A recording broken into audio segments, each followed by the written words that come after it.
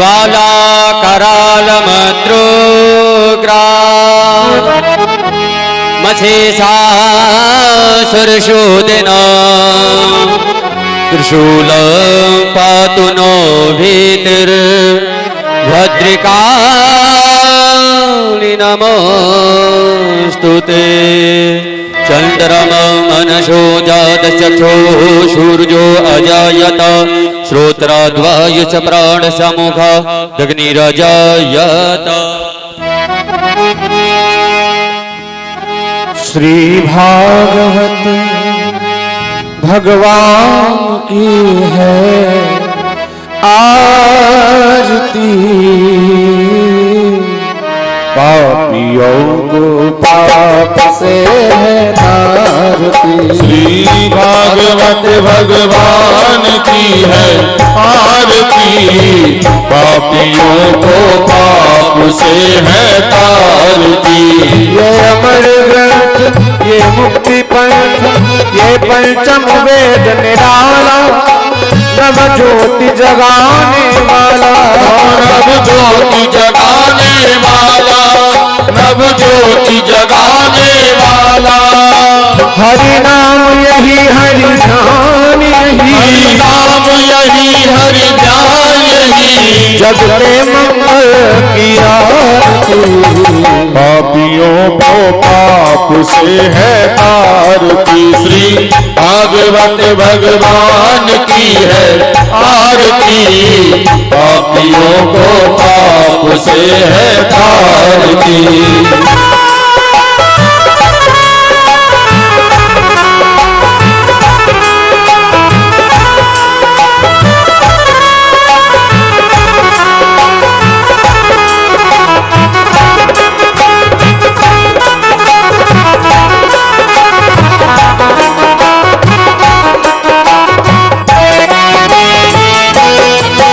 ये शांति गीत पावन पुनीत, पापों को मिटाने वाला, हरि दरस कराने वाला, हरि दरस कराने वाला, हरि दरस कराने वाला। ये सुख करनी है दुख हरनी, ये सुख करनी ये दुख हरनी। श्री मधुसूदन की आरती। पापियों को पाप से है आरती। श्री भागवत भगवान की है आरती, पापियों को पाप से है तारती।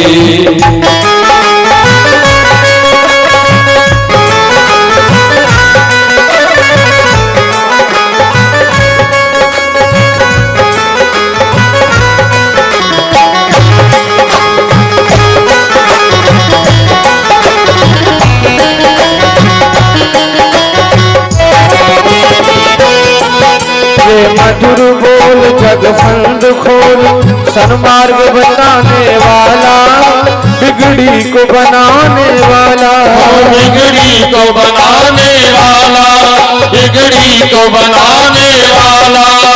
श्री राम यही घनश्याम यही, श्री राम यही घनश्याम यही, प्रभु की महिमा की आरती। पापियों को पाप से है तारती। श्री भागवत भगवान की है आरती, पापियों को पाप से है तारती। पापियों को पाप से है तारती।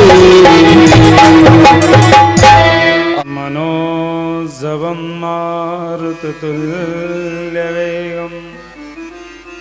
जितेन्द्रियं बुद्धिमतां वरिष्ठं। नीलाद नारदपराशरपुण्डरीकं, व्यासम्बरीश शुकशौनकभीष्मदाव्याम्। रुक्मां गदा अर्जुन वसिष्ठ विभीषणादीना, पुण्यानि मानि वरं भागवतं नमः। भक्ति भक्ति भगवन्ति गुरु चतुरी नाम बपुए, इनके पद वंदन करूं, नासहि विघ्न अनेक। जय जय श्री राधा रमण, जय जय नवल किशोर, जय गोपी चित चोर प्रभु, जय जय माखन चोर। बोलिए श्रीमद्भागवत महापुराण की जय हो। श्री सतगुरुदेव भगवान की जय हो। श्री सीताराम जी महाराज की जय हो। राधा वल्लभ सरकार की जय हो। शिवा के बिहारी लाल की जय हो। श्री जमुना मैया की जय हो। श्री शंकर भगवान की जय हो। श्री हनुमान जी महाराज की जय हो। गंगा मैया की जय हो। श्री धाम वृंदावन धाम की जय हो। परम पूज्य दादा गुरुजी महाराज की जय हो। परम पूज्य श्री सतगुरुदेव भगवान की जय हो। शव संत समाज की जय हो। भक्त समाज की जय हो। आज के यजमानों की जय हो। तिवारी परिवार की जय हो। इनके माता पिता की जय हो। इनके गुरु गोविंद की जय हो। आज के आनंद की जय हो। जय जय श्री राधेश्याम। परम मंगलमय प्रातः अकारण करुणा वर्णालय भक्त वंशा कल्पतरु शरणागत वत्सल भक्त वत्सल दीनबंधु दीनानाथ की महती कृपा करुणा के द्वारा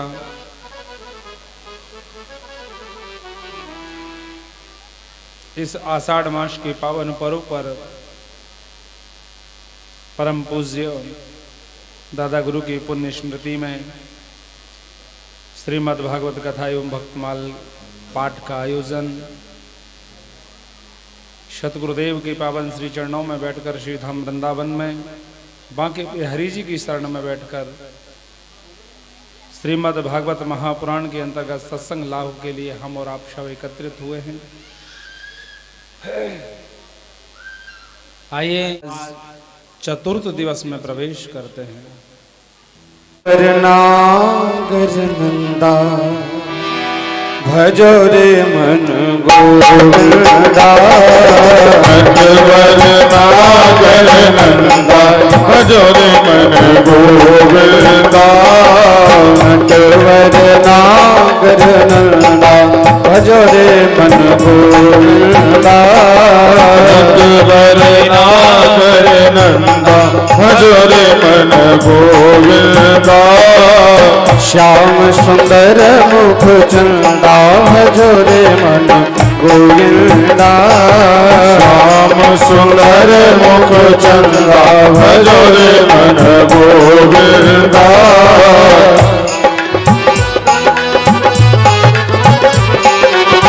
सब देवन में कृष्ण बड़े हैं, सब देवन में कृष्ण बड़े हैं, सब देवन में कृष्ण बड़े हैं, सब देवन में कृष्ण बड़े हैं, जो तारे नवे तो चंदा भजोरे मन गोविंदा, नटवर नागर नंदा भजो रे मन गोविंदा, श्याम सुंदर मुख चंदा भजोरे मन गोविंदा,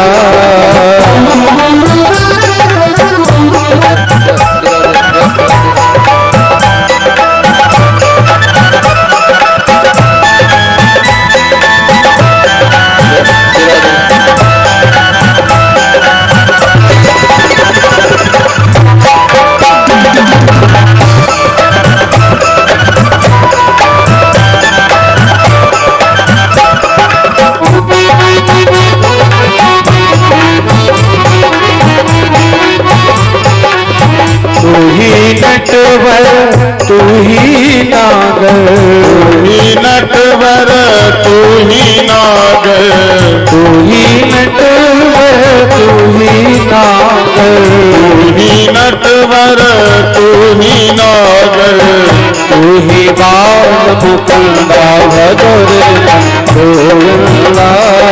नटवर नागर नंदा भजो रे मन गोविंदा। नटवर नागर नंदा भजो रे मन गोविंदा।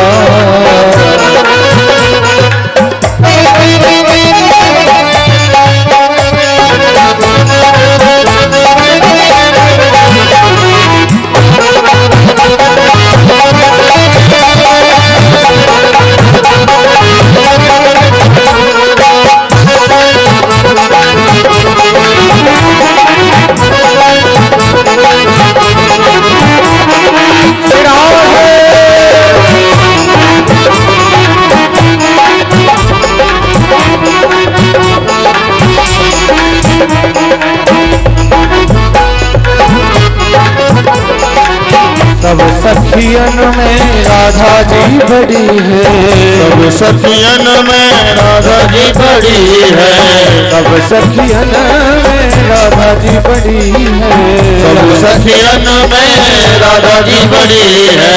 जो नदियन में गंगा भजो रे गोविंदा। नटवर नागर नंदा भजो रे मन गोविंदा। श्याम सुंदर मुख चंदा भजो रे मन गोविंदा। श्याम सुंदर मुख चंदा भजो रे मन गोविंदा। तू ही नटवर तू ही नागर, तू ही नटवर तू ही नागर, तू ही नटवर तू ही नागर, तू ही नटवर तू ही नागर, तू ही बाल मुकुंदा भजो रे गोविंदा। नटवर नागर नंदा भजो रे मन गोविंदा। श्याम सुंदर मुख चंदा भजो रे मन गोविंदा। श्याम सुंदर मुख चंदा भजो रे मन गोविंदा। नटवर नागर नंदा भजो रे मन गोविंदा। नटवर नागर नंदा भजो रे मन गोविंदा। परीक्षित ने पूछा, हे गुरुदेव, कुछ पाप ऐसे होते हैं। तो आचार्य शुकदेव कहते हैं कि राजन, अनजाने में किए हुए पापों से बचने के लिए व्यक्ति को 5 प्रकार के यज्ञ प्रतिदिन करने चाहिए। पहला, गौग्रास रोज निकालें। पहली रोटी महाराज छोटे छोटे टुकड़े रोटी के करें, उसमें शक्कर मिलाएं, क्योंकि जड़ों में आटा में शक्कर मिला करके डालें चींटियों के लिए। आटे की गोली बना करके जलाशय में डालें और अतिथि सत्कार करें कि तुलसिया संसार में से मिलिए, ना जाने कि शुभेशु में नारायण मिल जाए। धनुष लेकर के आएंगे, वो किसी भी रूप में आ सकते हैं। जब हम यहाँ विद्या अध्ययन करते थे अपने आश्रम में, तो हम और गणिदास जी रहा करते थे। उस समय चूल्हे पर प्रसादी बनती थी, गैस चूल्हा भी नहीं था। जहां पक्की रसोईया बनी हुई है, यहीं टीन पड़ी हुई थी और बड़ा चूल्हा बना हुआ था, बड़ा तया हुआ था। और 10-15 संत रहते थे, हमेशा रहते थे। तो लाइट चली जाती है, हमने 2 मोमबत्तियां जलाई, एक मंदिर में चौकी पर रख दी और एक अपने रसोई घर में रख दी। 15 मिनट बाद लाइट आ जाती है, 10-15 मिनट बाद। लेकिन हम तो भैया फुलका बनाने में इतने मस्त थे कि हमारे पास जो मोमबत्ती जली थी वो तो हमने बंद कर दी, लेकिन मंदिर वाली मोमबत्ती को बंद करना भूल गए। अब विचार करिए कि दो व्यक्तियों को 10-15 संतों का प्रसाद बनाने में समय तो लगेगा ही। पूरा प्रसाद बन गया, शुद्धि हो रही थी, तब ध्यान आया मैं गणेशदास जी आप तो मंदिर में आग लग गई। बोले क्या हुआ? मैंने की मोमबत्ती जला के रखाए थे हम, ठंडियों का समय था, मंदिर में जाकर के देखा तो मोमबत्ती बंद मिली थी और जितनी 15 मिनट में मोमबत्ती जलनी चाहिए उतनी ही मोमबत्ती जली थी। क्योंकि ठाकुर जी ने सोचा ये सेवा में लगे हुए हैं तो ये काम हम ही करते हैं। गाय तो एक रहती ही है आश्रम में। हरिदास महात्मा दूध निकालने आया करते थे, आप सब जानते हैं। एक आगरा वाले हरिदास जी, एक दूसरे वाले हरिदास जी।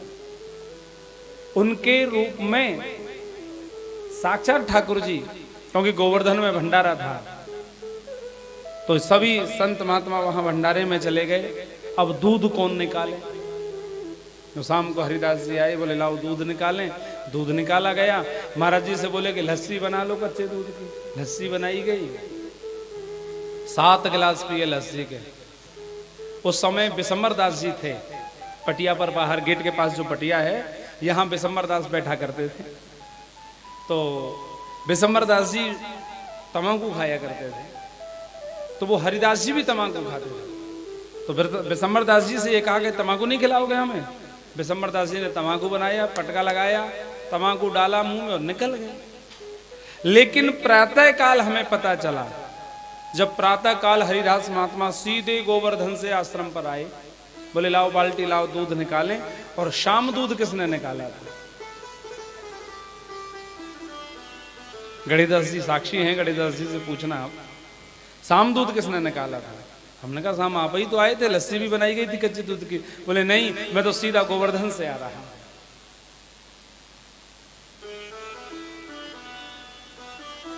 तो कहने का भाव यह है कि ठाकुर जी मुरली लेके नहीं आएंगे, ठाकुर जी धनुष्बाण लेके नहीं आएंगे, वो किसी भी वेश में आ सकते हैं। तो दरवाजे पर कोई भी आ जाए उसका स्वागत करना चाहिए। अतिथि सत्कार सबसे बड़ा सत्कार हुआ करता है। हे राजन, सबसे सर्वोत्तम उपाय तो यह है कि कोई पाप कर्म हो गया है और हमें पता चला कि भाई ये तो नरक जाना पड़ेगा, तो कुछ लोग प्रायश्चित करते हैं। कोई अन्न त्याग देता है, कोई ब्रह्मचर्य व्रत का पालन करता है, अनेकानेक विचार। लेकिन सबसे सर्वोत्तम उपाय क्या है? तो बता रहे हैं कि केचिद केवलया भक्त्या वासुदेव परायणः अधम धुनिवन्ति कानस्रेण निहारमिम भास्करः। सबसे बड़ा प्रायश्चित है तो वो है गोविंद का कीर्तन। भगवान का कीर्तन करो। और एक बार भगवान के चरणों में जिसका मन लग जाए महाराज, कल्याण हो जाता है। जिसका मन भगवान के नाम में लग गया, जिसका मन भगवान के कीर्तन में लग गया, वो स्वप्न में भी यमपुरी के दर्शन नहीं करता, स्वप्न में भी नहीं करता। हे राजन, मुझे एक बहुत पुरानी कथा याद आ गई। एक अजामिल नाम का ब्राह्मण था, बड़ा परमित भाषी, बड़े तेजस्वी, यशस्वी, मनस्वी, तपस्वी थे अजामिल, लेकिन मन बिगड़ गया। और महाराज, ये मन कब बिगड़ जाए कोई भरोसा नहीं है। मन को बिगड़ने के 2 मार्ग हुआ करते हैं। पहला आंख, दूसरे कान। आंखों से हम गंदा दृश्य देखेंगे तो मन बिगड़ेगा, कानों से हम गलत बात सुनेंगे तो मन बिगड़ेगा। मन बिगड़ा, एक वैश्या को देख लिया। वैश्या के पास अजामिल पहुंचा, बोले हमारे साथ चलो। क्यों?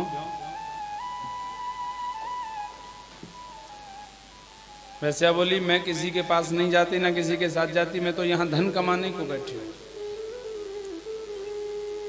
अजामिल बोला कि आप जो चाहोगी, जितना चाहोगी उतना धन आपको मिलेगा, जो चाहो। ठीक है, ले आए। घर पर ब्राह्मणी थी, पूछा ये कौन है? बोले ये मेरी पत्नी है। बोले जब ये यहां थी तो मुझे क्यों लाए? बोले कोई बात नहीं। बोले नहीं, ये रहेगी तो मैं नहीं रहूंगी। लेकिन अजामिल का मन तो इतना आकर्षित हो गया था महाराज कि उसने अपनी सुशील पत्नी का त्याग कर दिया और उस गणका के साथ रहने लगा। गणका से 9 संतान हुई, 10वीं संतान पेट में थी। कुछ संत आए और संतों के कहने से अजामिल ने अपनी 10वीं संतान का नाम नारायण रख लिया। और एक दिन हुआ क्या, अजामिल की मृत्यु का समय आया, अल्प मृत्यु का समय। तो दूरे क्रीणन का शक्तम पुत्रम नारायणः वयम पिलावित्तेन सुरेणोक्षये आजुहावा कुलेन्द्रियः। एक बात बड़ी समझने की है कि अजामिल के जैसे गले में रस्सी यमदूतों ने डाली, अजामिल चिल्लाया बचाओ बचाओ बचाओ। लेकिन बचाए कौन? तो कुछ दूरी पर वो नारायण, उसका जो बेटा था, वो खेल रहा था। अच्छा, एक और बात है, माता और पिता की जो संतान होती हैं, उनमें जो बड़ी संतान होती है वो पिता को प्यारी होती है। सबसे बड़ी जो संतान होती है वो पिता को प्यारी होती है, और सबसे छोटी जो संतान होती है वो माता को प्यारी होती है। और भैया बीच बार इनके तो राम जी ही। हाँ?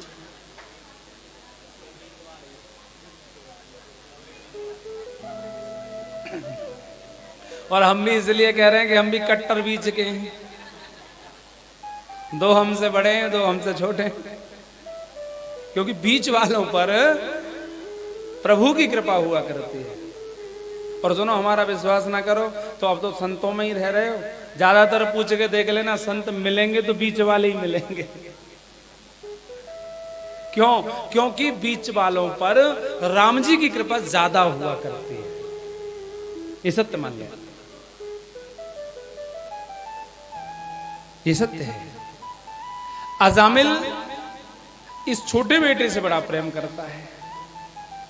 बात बात पर तो जब वो दिखाई दिया तो चिल्लाने लगा, बेटा नारायण बचाओ, बेटा नारायण बचाओ।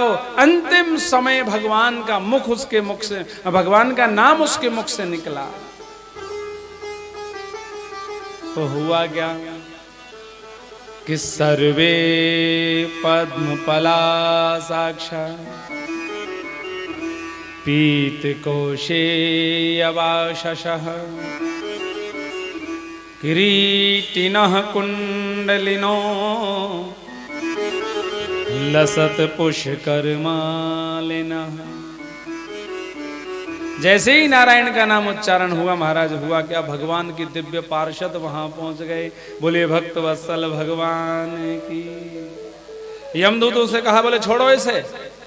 यमदूत बोले ये तो पापी है, इसे क्यों छुड़वा रहे हो? बोले ये भले ही कोई भी सही, लेकिन इसने अंतिम समय भगवान के नाम को गाया है।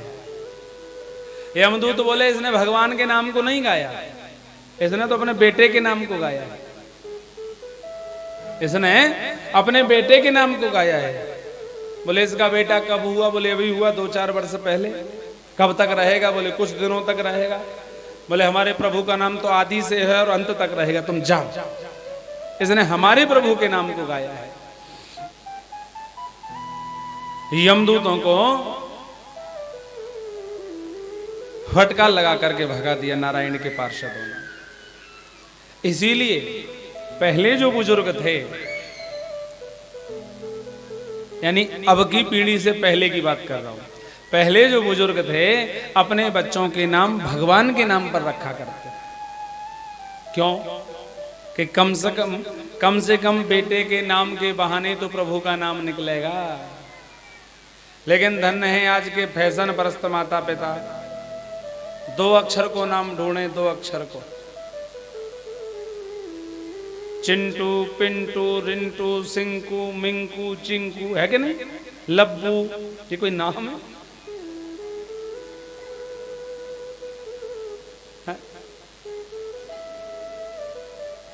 चिंकी, पिंकी, मिंकी, रिंकी, गीता, सीता, हाँ गीता नाम ठीक है, रीता, बताओ, और जूली, जूली भी नाम देखा है हमने। हाँ, अब यहां ये नहीं बताऊंगा कि कहां देखा है, क्योंकि वो लोग आएंगे उस सब में बताना ठीक नहीं। तो जूली नाम देखा है हमने। अब बताइए, विचार करिए, जिन नाम का कोई महत्व नहीं है। देखो, नाम रखने हैं तो बच्चों के भगवान के नाम पर रखिए। अरे कम से कम बच्चों के नाम के गाने के बहाने हम प्रभु के नाम को तो गा सकते हैं। क्यों? भाव कुभाव अनख आलस हो, नाम जपत मंगल दिस दस हो। भगवान के नाम को आप कैसे भी गाइए, भाव से गाइए, कुभाव से गाइए, कैसे भी गाइए, भगवान का नाम कल्याण करता है। और सुनो, अजामिल का कल्याण कर दिया, अजामिल का कल्याण कर दिया। अजामिल दोनों की बात सुन रहा था। उसने सोचा जब मैं बेटे के नाम गाने के बहाने आज नरक जाने से बच गया, और यदि मैं प्रभु के नाम को वास्तव में गाऊंगा तो क्या मेरा कल्याण नहीं होगा? जरूर होगा। उसी समय चला गया जंगल में महाराज, और भगवान की उसने प्राप्ति की। लेकिन यमदूतों ने जाकर के पास से फेंक दिया, बोले लो हमें नहीं करनी नौकरी। क्या हुआ? बोले हम तो सारी दुनिया का मालिक आपको समझते थे, क्या आप सारी दुनिया के मालिक हैं, पर ना जाने कहां से वो पीले पीले वस्त्रों वाले आ गए और अपने आप को नारायण के पार्षद कहते थे। धर्मराज खड़े बोले ये नाम यहां मत गाओ, यहां गाओगे तो जितने पढ़े ये भी चले जाएंगे। तो बोले महाराज एक बात बताओ। बोले हाँ, कि सभी अपने बच्चों का नाम नारायण रख लेंगे, गोविंद रख लेंगे, गोपाल रख लेंगे, प्रभु के नाम पर रख लेंगे, तो फिर हम पकड़ के कैसे लाएंगे?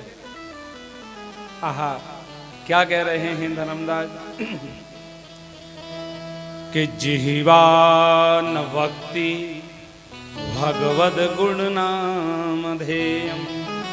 अरे भैया, जिस व्यक्ति की जीव पर एक भी बार कृष्ण का नाम ना आया हो, जिसकी दृष्टि कभी भगवान के चरणार बिंदों में न झुकी हो, जिसका मस्तक कभी कन्हैया के चरणों में न झुका हो,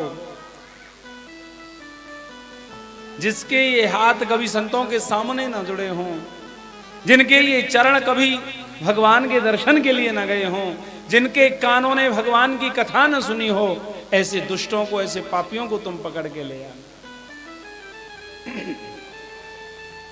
परीक्षित के मन की भ्रांति दूर हुई। फिर सुखदेव जी के 11,000, सुखदेव जी ने दक्ष के 11,000 पुत्रों को विरक्त होने की कथा सुनाई कि हे राजन, दक्ष प्रजापति के पुत्रों को नारद जी ने विरक्त बना दिया। प्रजापति को जब पता चला तो श्राप लग गया, श्राप लगा। अब यहां एक बड़ी विचारणीय बात है कि एक संत को एक गृहस्थ का श्राप लग गया, एक संत को एक गृहस्थ का श्राप लग गया। क्यों? इसलिए लग गया कि आप विचार करो कि आज के समय में जितने भी लोग हैं ये सभी संत हो जाएं, ये सभी संत हो जाएं,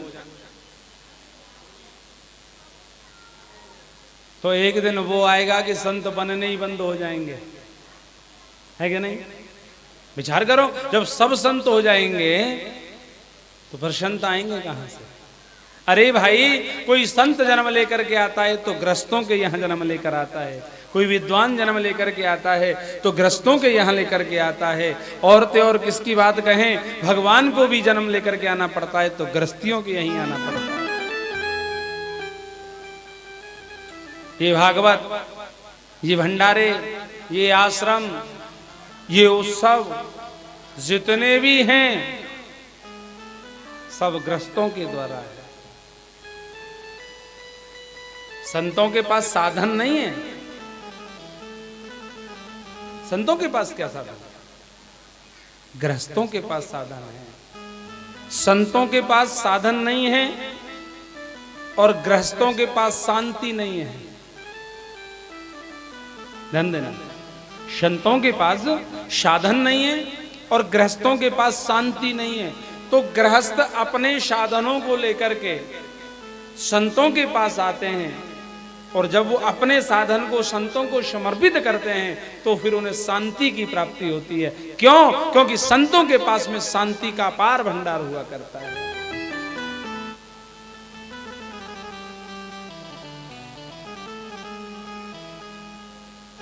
तो इसीलिए श्राप लग गया। हे राजन, एक बार देवता लोगों ने अपने गुरु का अपमान कर दिया। गुरु का अपमान किया तो बृहस्पति रूठ कर चले गए। देवताओं ने दूसरा गुरु बनाया जिसका नाम था विश्वरूप। ये त्वष्टामणि का पुत्र था। इसके दो मुख थे। यज्ञ चल रहा था। यज्ञ में एक मुख से देवताओं की आहुति, एक मुख से दैत्यों की आहुति। इंद्र को पता चला तो वज्र से इसके सर को अलग कर दिया। ब्रह्म हत्या लग गई। उस ब्रह्म हत्या को 4 जगह बांटा गया। बंजर भूमि में, पानी में जो काई लगती है, वृक्षों पर जो गोंद आता है और माताओं का जो रजु धर्म होता है। त्वष्टामणि को पता चला तो त्वष्टामणि ने दूसरा पुत्र उत्पन्न किया जिसका नाम था वृत्रासुर। दधीक्ष मुनि की अस्थियों से बने वज्र को लेकर के इंद्र आया और उस त्वष्टामणि के पुत्र वृत्रासुर का वध किया। वृत्रासुर भगवान का बड़ा लाडला भक्त था। आचार्य सुखदेव कहने लगे जब ये लाडला भक्त था, भगवान का भक्त था, तो पर ये राक्षस क्यों बना? बोले कि ये पूर्व जन्म में चित्रकेत नाम का राजा था। इसके कई पत्नियां थीं लेकिन कोई संतान न थी। अंगिरा ऋषि की दिव्य प्रताप से चित्रकेतु के घर एक पुत्र हुआ। लेकिन अन्य रानियों ने सोचा कि जिसके पुत्र हुआ है राजा उसी से प्रेम करेगा। तो अन्य रानियों ने ईर्ष्यावश उस बालक को जहर दे दिया।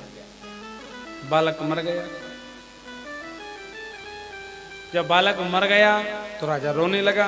राजा रोने लगा तो नारद जी ने दिव्य ज्ञान उपदेश दिया और ऐसा ज्ञान दिया कि राजा के मन में वैराग्य आ गया। तपस्या के लिए चला गया। भगवान के नाम का जप किया। अंततः उसके सब कर्म जल करके दग्ध हो गए और वो भगवान का दिव्य पार्षद बना। एक दिन आकाश में घूम रहा था, कैलाश पर्वत की ओर पहुंचा। वहां उसने शंकर भगवान और माता पार्वती को देखा। सांसारिक दृष्टि से देखने लगा तो माता पार्वती ने श्राप दे दिया। बोले जा तो दुष्ट हो जा, राक्षस बन जा। तो माता पार्वती के श्राप के कारण ये राक्षस बना। लेकिन भगवान ने इसका उद्धार किया और इसने बड़ी सुंदर स्तुति भगवान की। हे राजन, इस प्रकार से भगवान ने वृत्रासुर का वध कराया। राजा बोला गुरुजी एक बात पूछ लूं? क्या? कि समः प्रिय सुहृद ब्रह्मन् भूतानां भगवान् स्वयं इंद्रस्यार्थे कथं दैत्यान् नवदीद विषमो यथा। गुरुजी मैं कोई तर्क नहीं कर रहा, मैं तो एक बात जानना चाहता हूं, क्या भगवान पक्षपात करते हैं? क्यों? क्योंकि मैं कथा सुनता आ रहा हूं, भगवान देवताओं की पक्ष लेते हैं और दैत्यों का वध करते हैं। क्या जिन देवताओं के लिए दैत्यों का वध कर देते हैं वो सब देवता अच्छे हैं?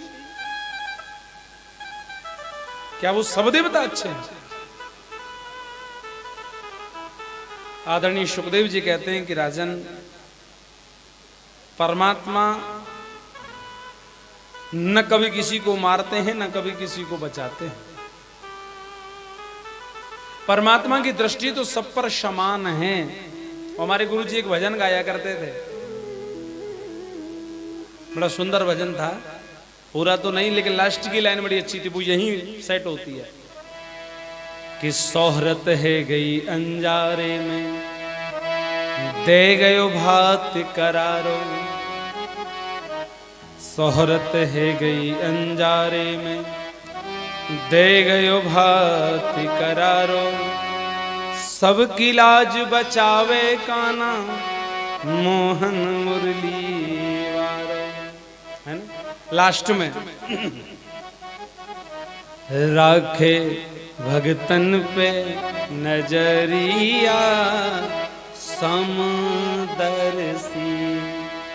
राखे भगतन पे नजरिया समदर्शी। हे राजन, भगवान तो सब पर समान दृष्टि रखते हैं, वो कभी पक्षपात नहीं करते। लेकिन हम लोग दोष भगवान को ही देते हैं। हम लोग दोष भगवान को ही देते हैं। भाई भगवान अब पहले जैसे नहीं रहे, भगवान बदल गए। अरे भैया, भगवान कभी नहीं बदलते। देखो बारिश हो रही है, बारिश हो रही है, पानी बरस रहा है। इन्होंने लिया 10 लीटर का पात्र रख दिया, इन्होंने लिया 50 का रख दिया, उन्होंने 1 कुंटल का रख दिया, उन्होंने 2 कुंटल का रख दिया, उन्होंने 5 किलो का रख दिया। अब जिसका जितना बड़ा पात्र है उतना ही तो जल प्राप्त होगा, है? अब जिसके यहाँ 5 किलो ही आया है, वो कहे जी बारिश कम हुई है, थोड़ी हुई है, तो कौन मान लेगा कि कम हुई है? और 2 कुंटल वाला ये कहेगा बारिश बहुत हुई है। उसी प्रकार भगवान की तो कृपा बरस रही है, लेकिन हमारी पात्रता कितनी है इस पर निर्भर करता है। महात्मा बुद्ध के पास एक राजा आता, प्रणाम करता, महात्मा बुद्ध उसे आशीर्वाद नहीं देते। राजा को बड़ा अजीब लगता था।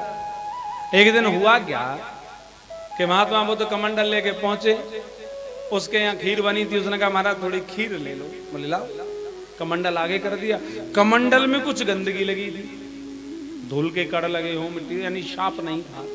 में भूसा में चार ये जो तुम खिलाते हो, अगर इसमें दूध होता तो कलयुग का मानव इतना आलसी था कि भैंस नहीं पालता, गाय नहीं पालता। भूसा कोई पानी में भिगोता और छान के चकाचक पीतो। तो इसका मतलब भूसा में तो दूध नहीं है, खल में तो दूध नहीं है, दूध कहां से आया? अरे भैया, मेरे ठाकुर का क्षीर सागर का समुद्र है, दूध का ही समुद्र है। उस दूध के समुद्र से दूध हर घंटे पर बालक दूध पीता है कि नहीं? कहां से आता है दूध? हर घंटे पर ठाकुर जी देते हैं। जब बालक थोड़ा बड़ा होता है ना, तो ठाकुर जी दांत देते हैं, दांत। बालक खाना शुरू कर देता है, थोड़ा थोड़ा खाता है, थोड़ा थोड़ा खाता है। जब ठीक से खाने लगता है, ठीक से खाने लगता है और ठीक से जब पचाने लगता है, तो भगवान कहते हैं लाभ इन दांतों को वापस दे दे, अब तुझे पक्के वाले दांत दूंगा, क्योंकि तू खाना सीख गया। तो वो दांत उखाड़ दिए जाते हैं, उखड़ते हैं कि नहीं? और जब दांत उखड़ते हैं तो छोटा बालक जो होता है वो आकर के अपनी माताजी को बताता है, मम्मी मेरे दांत उखड़ गए। तो मम्मी क्या कहती है, बेटा ये दूध के दांत है ना, अभी पक्के वाले आएंगे। तो फिर पक्के वाले दांत आते हैं कि नहीं? चकाचक पक्के वाले दांतों से खूब खाते हैं। लेकिन होता क्या है कि धीरे धीरे उम्र ढलती है, बुढ़ापा आ जाता है, लेकिन जीव तो महाराज चकाचक पकवान मांगे। अब वो भोजन पचता नहीं है, लेकिन हम खाए बिना मानते नहीं है। तो भगवान कहते हैं तू ऐसे नहीं मानेगा, ला इन दांतों को वापस दे। तो एक एक करके वापस लेना शुरू कर देते हैं। अरे भाई तू गरिष्ठ भोजन नहीं पचा सकता, तू दलिया खा, हल्का भोजन खा, ऐसे तो मानेगा नहीं वो। तो एक एक करके उन दांतों को वापस ले लेते हैं भगवान। विचार करिए कौन ध्यान रखता है हमारा, सोचिए। भगवान ही तो ध्यान रखते हैं, उन्हीं की तो कृपा है। इतना ध्यान कौन रखता है?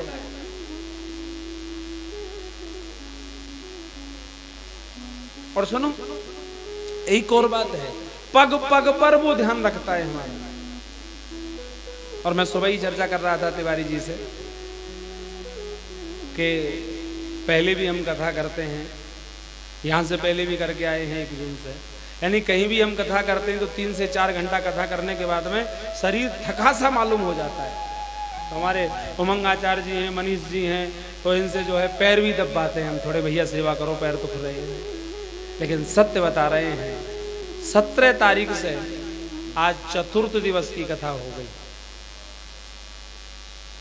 थकान ही नहीं हो रही है। और रात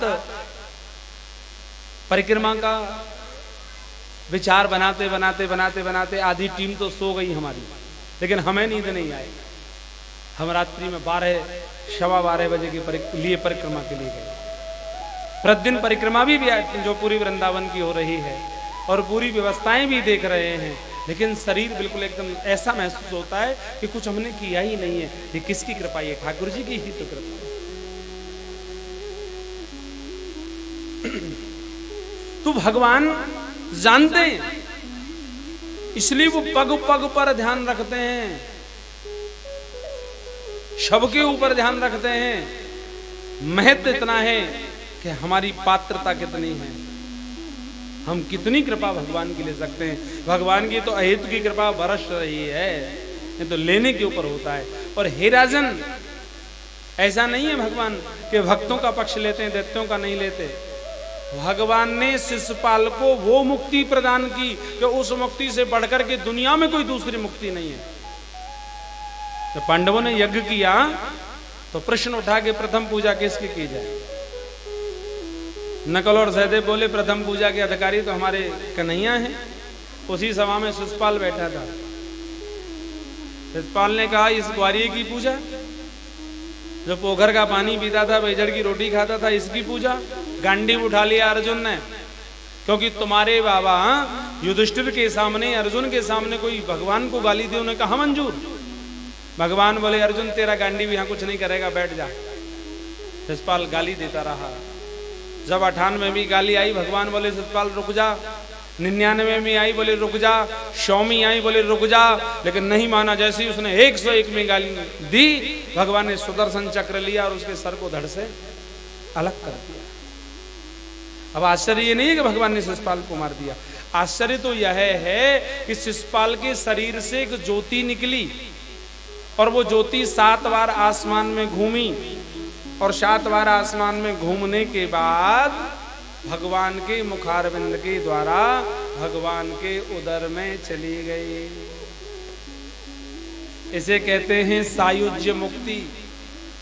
इस मुक्ति से बढ़कर के दुनिया में कोई और मुक्ति नहीं है, भगवान में ही विलीन हो जाना।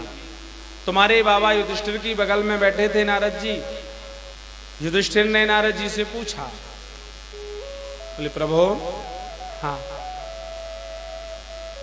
ये तो दुष्ट था, पापी था, रोज भगवान को गिन गिन करके गाली देता था, फिर इसको इतनी ऊंची मुक्ति कैसे मिली? नारद जी बोले हे राजन, कामात्, द्वेषात्, भयात्, स्नेहात्। देखो भगवान के नाम को आप काम से भजो, द्वेष से भजो, भय से भजो, स्नेह से भजो, कैसे भी भजो, भगवान का नाम तो कल्याण करता है साहब। भले ही ये पापी था, भले ही ये दुष्ट था, लेकिन रोज गिन करके 99 गाली दिया करता था, तो भगवान का चिंतन तो करता ही था।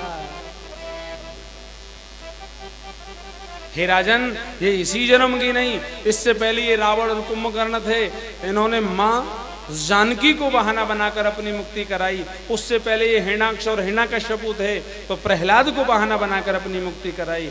और अब ये शिशुपाल और दंतवक्र हैं, तो अब इन्होंने भगवान से मुक्ति कराई। युधिष्ठिर बोले प्रहलाद को बहाना बनाकर? बोले हाँ। बोले गुरुजी ये प्रसंग तो मैं सुनना चाहता हूं। बोले राजन, कल की कथा में आपने सुना था कि वाराह भगवान ने हिरण्याक्ष का वध कर दिया, तो हिरण्यकश्यप के मन में विचार आया कि मैं बदला लूंगा।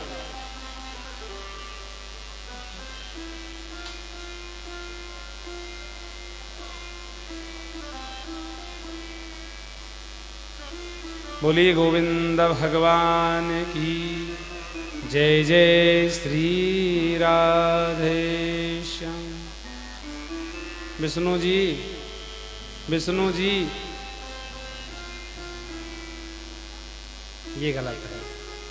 ये मत सोचना मैं बहुत ऊंचे पे बैठता हूं, एक एक व्यक्ति को जानता हूं कौन क्या कर रहा है। कथा सुनो प्रेम से। भाई हम ही अमर नहीं है, तुझे कहां से कर दें? बोले अमर नहीं कर पाओगे? बोले नहीं भैया मैं ही अमर ना हूं। ये अमर वाली बात छोड़ दे। तो इसने क्या मांगा? न दिन में मरूं, न रात में मरूं, न बाहर मरूं, न भीतर मरूं, न ऊपर मरूं, न नीचे मरूं, न अस्त्र से मरूं, न शस्त्र से मरूं, न नर से मरूं, न पशु से मरूं, और महाराज 12 महीनों में से किसी महीने में न मरूं, और तुम्हारी बनाई हुई कई चीजते न मरूं। ब्रह्मा जी बोले एवं मस्त। घर लौट कर आया तो इसको घर इसकी पत्नी नहीं मिली। क्यों? क्योंकि पत्नी का नाम था कयाधु। इसके 3 पुत्र थे, चौथा पेट में था। इंद्र ने उन 3 पुत्रों को मार दिया और चौथे को नष्ट करने ले जा रहा था। सामने से नारद जी आए। इंद्र क्या कर रहे हो? बोले महाराज अकेले हिरण्यकश्यप ने जीना दुर्लभ कर रखा है, ये और हो गया तो हमारा क्या होगा? नारद जी बोले अरे हिरण्यकश्यप तू नहीं जान, अरे वो इंद्र तू नहीं जानता, ये हिरण्यकश्यप की पार्टी का नहीं है, ये तो अपनी पार्टी का है जो अब की बार होने वाला है। नारद जी ऐसे संत हैं कि जो दैत्यों के यहां भी पूजे जाते हैं और देवताओं के यहां भी पूजे जाते हैं, दोनों के यहां पूजे जाते हैं। नारद जी ले गए कयाधु को। हिरण्यकश्यप आया, अपनी पत्नी को लेकर आया, घर लाया, उस बालक का जन्म हुआ। उस बालक का नाम प्रहलाद रखा गया। प्रहलाद थोड़े बड़े हुए, उनको पढ़ाने के लिए बैठा दिया।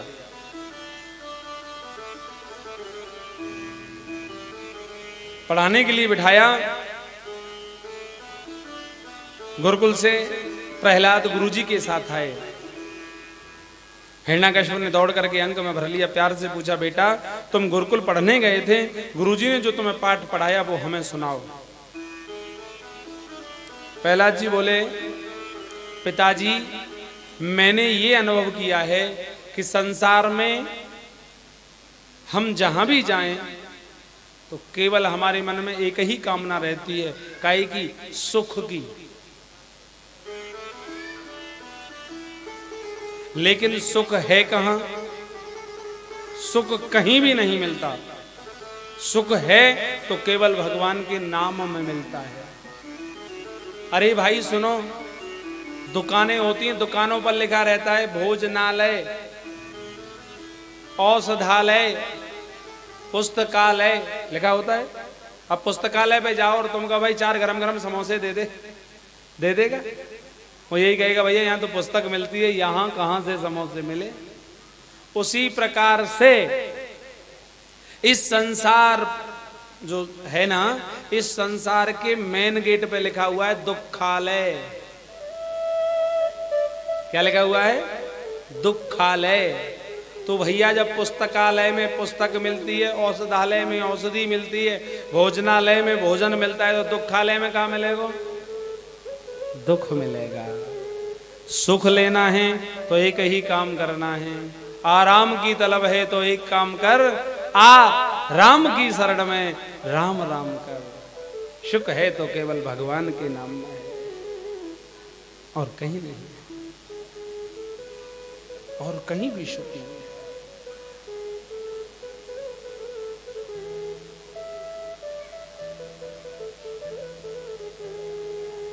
हमारे गुरुजी एक बड़ा सुंदर बोला करते थे, चूहा की ओट में चूहा बचे ना, बिल्ली मिले तो दोनों को मारे, काठ की ओट में काठ बचे ना, अग्नि जरे तो दोनों को जारे, हिरन की ओट में हिरन बचे ना, शेर मिले तो दोनों को फारे, और जीव की ओट में जीव बचे ना, जीव बचे प्रभु नाम सहारे।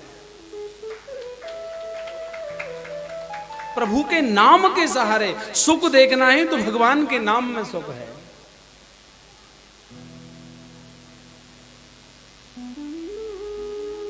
जितने नाम लेकर के जियो ना, पर सुनो मन तो नहीं होता है, पर कहने को कहे बिन रहा भी नहीं जा। और फ्रीज कहे कि मैं तो बर्फ ही जमा दूंगा, और बिजली कहे टाटा बाय मैं जा रही हूं, कोई किसी काम का है? पंखा भी लटका रहेगा, एसी भी लटकी रहेगी, फ्रिज भी रखा रहेगा, कोई किसी काम का नहीं है। वही हालत हमारी है, हम भले ही कितना भी मैं कर लें, कितना भी बड़बड़ा लें, लेकिन जिस दिन लाइट गई ना, पड़े के पड़े ही रह जाएंगे कि नहीं? तो जब ये भरोसा नहीं है, मैं तो एक ही चीज मानता हूं, सत्य बता रहा हूं मैं अपना, जब तक का जीवन है आनंद से जियो। क्यों किसी से ईर्ष्या करना, क्यों किसी से द्वेष करना? अरे क्या तुम लेकर आए थे और क्या तुम लेकर जाओगे? संडा मर की ओर इशारा करके बोला, क्या कहता है ये, क्या पढ़ा रहे हो तुम? संडा मर को बोले, महाराज हम तो वही पढ़ा रहे हैं जो आपने आदेश किया है। और बात भी सही है, अध्यापक वही पढ़ाता है जो सरकार का आदेश होता है। अगर सरकार ने कह दिया कि गा से गधा पढ़ाना है तो गा से गधा ही पढ़ाते हैं, गा से गणेश नहीं पढ़ा सकते।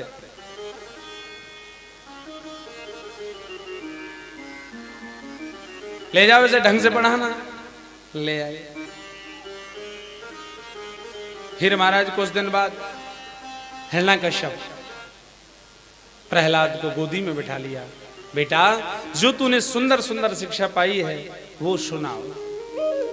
प्रहलाद जी ने गुरुजी की और इशारों कियो, बोले गुरुजी, बोले हाँ बात तो सुंदर पूछते हैं पर सुनना सुंदर नहीं चाहते। पिताजी अब तो मैंने 9 प्रकार की बात सीख ली है। कौन कौन सी? श्रवणम, कीर्तनम, विष्णु स्मरणम, पादसेवनम, अर्चनम, वंदनम, दास्य, शक्य आत्मनिवेदनम। पिताजी मैंने समझा है कि नारायण के चरणों में भक्ति करने के 9 प्रकार हैं। सबसे पहली भक्ति क्या है? श्रवणम, गोविंद की कथा का श्रवण करना, और श्रवण ऐसा करो जो हृदय में उतर जाए। भक्ति की दूसरी धारा है कि जिस कथा को सुने उसका कीर्तन करें, कीर्तन में बड़ी ताकत है। तीसरी है हर परिस्थिति में गोविंद का स्मरण करें। घर में भोजन बना रहे हैं, करछी से दाल हिला रहे हैं, हिलाइए, लेकिन दाल हिलाते हिलाते गोविंद का ध्यान करो। पर कौन करे? हाँ, गृह कार्य करना कोई बुरी बात नहीं है, करना चाहिए, लेकिन गृह कार्य करते करते भगवान के नाम का उच्चारण करना चाहिए। महाराज मैंने ऐसे ऐसे लोगों को देखा है, बल्लभगढ़ तहसील में तिलक लगाकर, धोती कुर्ता पहन करके, और वकील साहब तहसील में बैठा करते थे। मैंने अपनी आंखों से देखा है।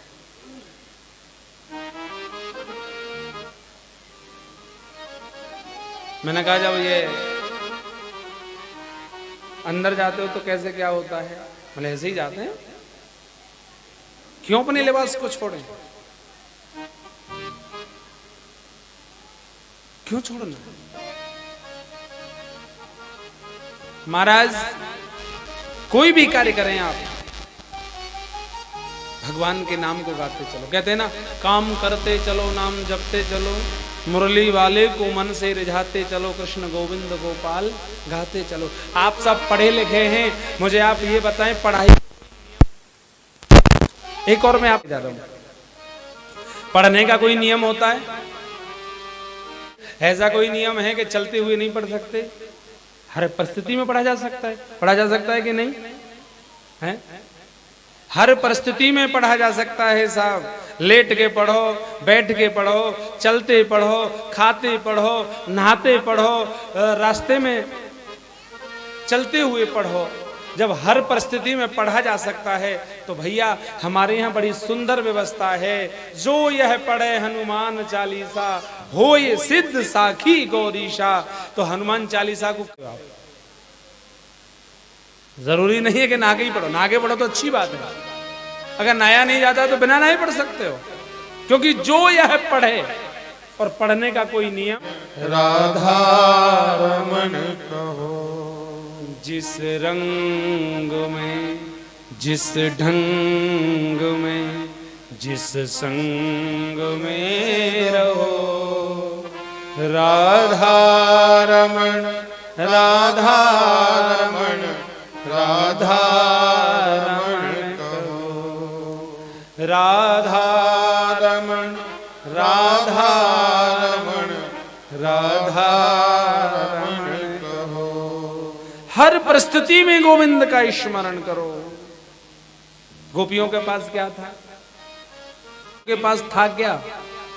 गोपियों के पास यही था कि वो हर परिस्थिति में गोविंद को याद करती थी। एक गोपी मथुरा में माखन बेचवे गई, आवाज लगाए रही, अरे कोई माखन ले वो माखन, बड़ो सुंदर है, बड़ो मीठो है, कोई माखन ले वो माखन। अचानक कन्हैया की याद आई। अब तो आवाज लगाए हुए में बेच तो माखन रही, लेकिन अरे कोई कन्हैया ले वो कन्हैया, बड़ो मीठो है, बड़ो सुंदर है। मथुरा से एक नारी निकल के आई, बोली बहन कहाँ बेच रही है? वह को एकदम ध्यान भंग हुआ, बोली मैं माखन बेच हो जाए। आनंद ही आनंद हो जाता है। एकांत में बैठ करके पाद सेवन, उनकी अर्चना करना, चरणों की वंदना करना 5वीं, 6वीं और 7वीं भक्ति है। और 9वीं 7वीं भक्ति के बाद में फिर नारायण के दास बन जाओ। पिताजी, जीव जब गोविंद का दास बनकर के उनके चरणों में लेट जाता है ना, तो गोविंद उसे उठा करके गले से लगा लेते हैं। ये सख्य भक्ति होती है। और अंतिम भक्ति है आत्मनिवेदनम। अपना सब कुछ ठाकुर जी को समर्पित कर दो। प्रहलाद की इन बातों को सुनकर के हिरण्याकश्यप बड़ा क्रोधित हुआ। प्रहलाद को मारने के प्रयास किए गए, जल में फेंका, भूखा रखा, महाराज समुद्र पहाड़ से फेंका। जब सारे उपाय विफल हो गए तो यागी को बहनी जाको नामो होलिका, वो आई, भैया कैसे परेशान हो? बोले ये दुष्ट हमारे दुश्मन का नाम लेता है और ये मरता भी नहीं है। वो बोली आए मारनो तो मेरे बाएं हाथ को खेल है, तुम मार सकती हो? बोले हाँ, तुम कैसे मार सकती हो? बोले मेरे पास में एक ऐसो चीर है कि जाए उड़ के मैं अग्नि में चली जाऊं तो मैं जलू ना हूं। अच्छा हाँ, तो फिर बोले तुम बस लकड़ी कंडाओं का इंतजाम किया जाए। महाराज बसंत पंचमी ते लेके और फाल्गुन की पूर्णिमा तक इकट्ठा किया गया ईंधन। होलिका प्रहलाद को लेकर के और वहां बैठ गई ऊपर जाकर, नीचे से अग्नि दी गई। लेकिन हुआ क्या, एक हवा का झोंका ऐसा आया, और हवा का झोंका क्या, वो ठाकुर जी की लीला थी कि जो चीर था ना होलिका का, वो तो प्रहलाद से लिपट गया और होलिका जल करके राख हो। अब सुनो, या परंपराएं हम हर वर्ष निभावें, है ना, लेकिन वाकई अगले दिन हम होली खेलें कि नहीं? अब वाह होली में तुम कौन सी होली खेलो ये सोच लिया। जब प्रातः काल हुआ सब सोच रहे थे कि प्रहलाद तो जल करके राख हो गया होगा। प्रहलाद जल करके राख हो गया होगा। तो महाराज जो भक्त थे उन्होंने जब देखा कि प्रहलाद तो जीवित हैं, होलिका जलकर राख हो गई, तो मालूम है क्या भयो? उन भक्तों ने प्रहलाद के ऊपर रंगों की वर्षा की, गुलालों की वर्षा की, पुष्पों की वर्षा की, ढोलक आदि लेकर के नृत्य किया और बड़ी सुंदर सुंदर भाव से प्रहलाद का स्वागत किया। लेकिन जो हिरण्याकश्यप की पार्टी के हैं, उनने सबसे पहले तो मदरा को पान करो। होली से, जिस दिन होली जलाई जाती है उससे अगले दिन की बात कर रहे हैं। मदरा को पान करके महाराज गालियों की बौछार, कोई गोबर फेंके हैं, कोई कीचड़ फेंके, कोई पत्थर फेंके। अब फैसलो तुम कर लियो कौन सी होली खेलो। महाराज प्रहलाद का ये उपाय भी विफल हो गया, हिरण्याकश्यप का प्रहलाद को मारने। संडा मार आ गए, बोले मुझे दे दो, एक बार मौका हमें और दे दो। ले आए। क्यों भाई, ये नाम छोड़ेगा कि नहीं छोड़ेगा? प्रहलाद ने साफ कह दिया, तुम मारो चाहे पिता मारे, जाकी मोकू परवाह नहीं, यदि राम के लिए जीवन जावे तो जीने की मुझे चाह नहीं। भले ही मर जाऊं मैं, मुझे कोई चाह नहीं। समझा दिया, बोले भाई छोड़ दे। उन बालकों ने आकर के घेर लिया, असुर बालकों ने। बोले भैया एक बात बता। बोले हाँ, तेरा ये भगवान करता क्या है?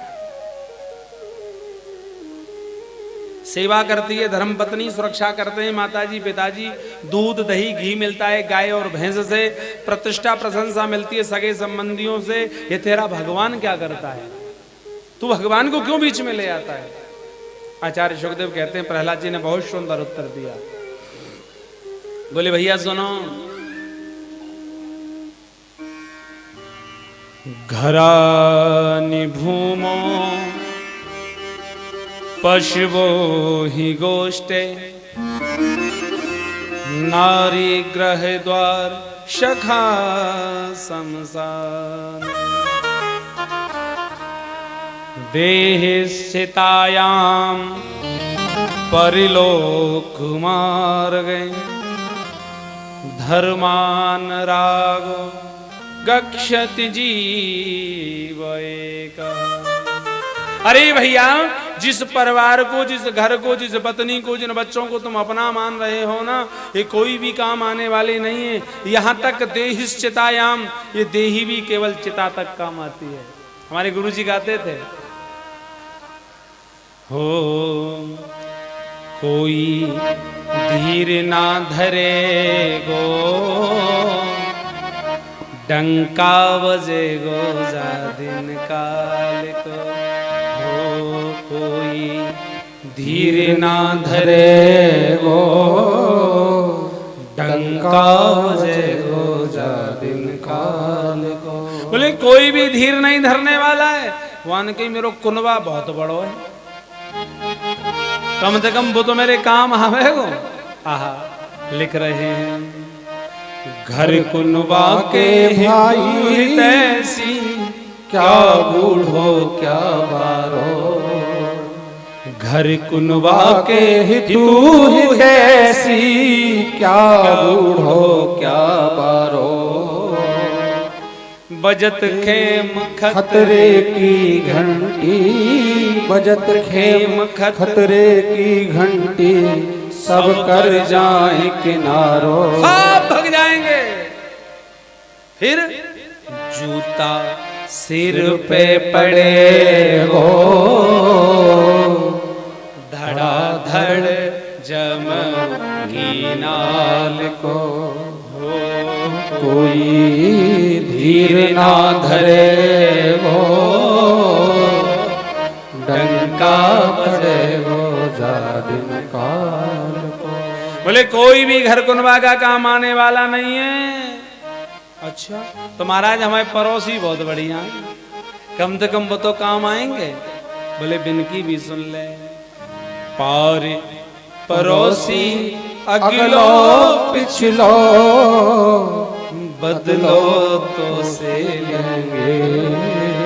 अरे भैया चलो, फलाने आदमी चले गए, हम नहीं जा रहे, हमारी माँ मरी, जब वो आए हो ना हो, हम नहीं जा रहे। अरे भैया वो वही रहेगो, तू ही रहेगो, चल तो सही। तो ज्यादा क्या कर सकते हैं? अरे पार पड़ोसी अगलो पिछलो बदलो तो से लेंगे। अरे ज्यादा करेंगे मरघट तक तो ये, ज्यादा करेंगे मरघट तक तो ये ठोक लकड़ियां देंगे। ज्यादा तेरे मरघट तक चले जाएंगे, लकड़ियां लगाए हैं। बोले महाराज एक तो मेरो पढ़ायो लिखायो हैं, नौकरी ते लगायो हैं, ब्याह शादी करी, कम से कम वो तो मेरे काम आवेगो। बोले बहू की सुन ले, बेटा बात ना करे गो तके गो सहारो धन माल को। हो बेटा बात ना करे गो तके गो सहारो धन माल। अच्छा हुआ चले गए तो नहीं, जीवन में कुछ करने ही नहीं देते थे। ये मत करो, ऐसा मत करो, ऐसा मत करो। अब मैं खुद मालिक हो गया, अब जो मन आएगा सो करूंगा। वो तो भैया धने देखे। और सुनो, अभी अभी जल्दी की घटना है राजस्थान की। 4 भाई थे, अभी पिताजी का माताजी का शायद देहांत हुआ, अखबार में आया था। महाराज सोना चांदी बांट लो, जब जलने देंगे चिता को। हाँ, पहले सोना चांदी बांटो जितना भी है। मेंढू में हम कथा करने गए थे, वहां एक व्यक्ति की मौत हुई तो हमें हाथरस जाना था, तो महाराज बड़ी भीड़ लगी थी। अच्छा, जिस घर में मृत्यु हो जाती है वो घर दूर से दिख जाता है। भीड़ लगी थी, लेकिन अंदर से जोर जोर की आवाज आ रही थी।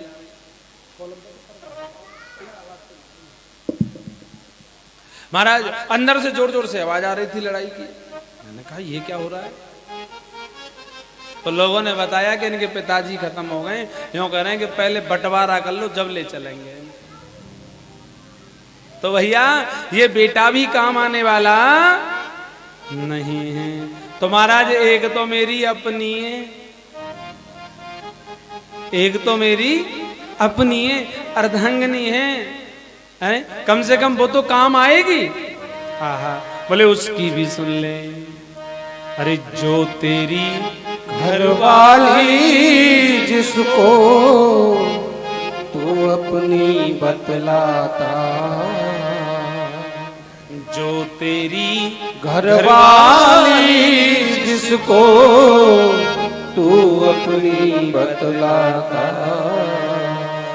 दरवाजे तक संग चलेगी, दरवाजे तक संग चलेगी, हंस अकेला जाता। केवल दरवाजे तक ही चलेगी, वाके बाद में वो नहीं। अच्छा महाराज तुम्हें ससुराल में बहुत चले, मेरे बिना मेरे ससुरालिया कोई कामे ना करें, कम से कम वो तो मेरे कामे आएंगे।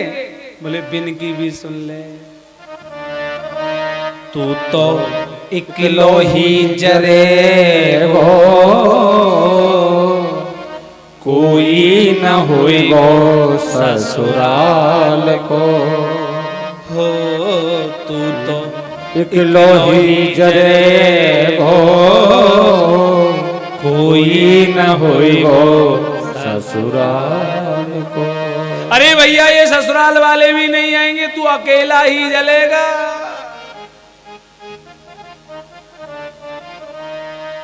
कि अब भी सोच समझ मन मूर्ख कहता मेरा मेरा। अब भी सोच समझ मन मूर्ख कहता मेरा मेरा। अरे राम नाम के बिना न तेरा, राम नाम के बिना न तेरा, होगा नर निवेरा। शर्मा, अब नाम लिखा है उन्होंने जिन्होंने ये भजन लिखा है, सुग्रीव शर्मा हुए हैं, वो लिख रहे हैं।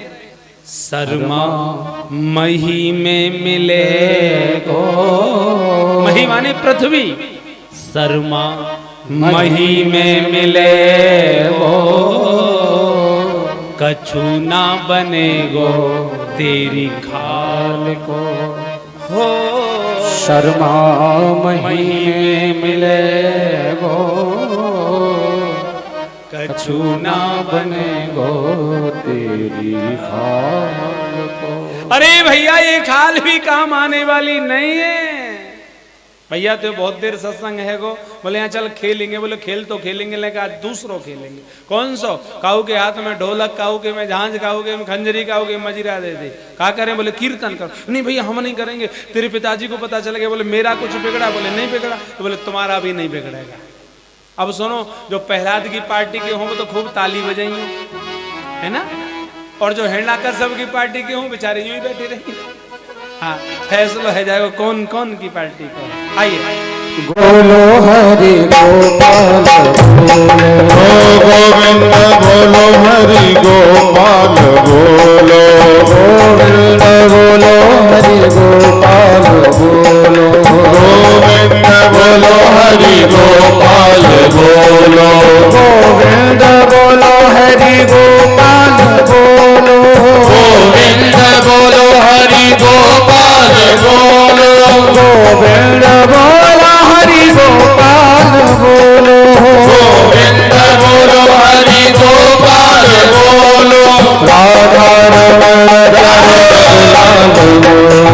राधा रमण नंदलाल बोलो राधा रमण नंदलाल बोलो राधा रमण प्यारो नंदलाल बोलो गोविंद बोलो हरि गोपाल बोलो गोविंद बोलो हरि गोपाल बोलो गोविंद बोलो हरि गोपाल बोलो गोविंद बोलो हरि गोपाल बोलो गोविंद बोलो हरि गोपाल बोलो गोविंद बोलो हरि गोपाल बोलो राधा रमण नंदलाल बोलो राधा रमण प्यारो नंदलाल बोलो राधा रमण प्यारो नंदलाल बोलो।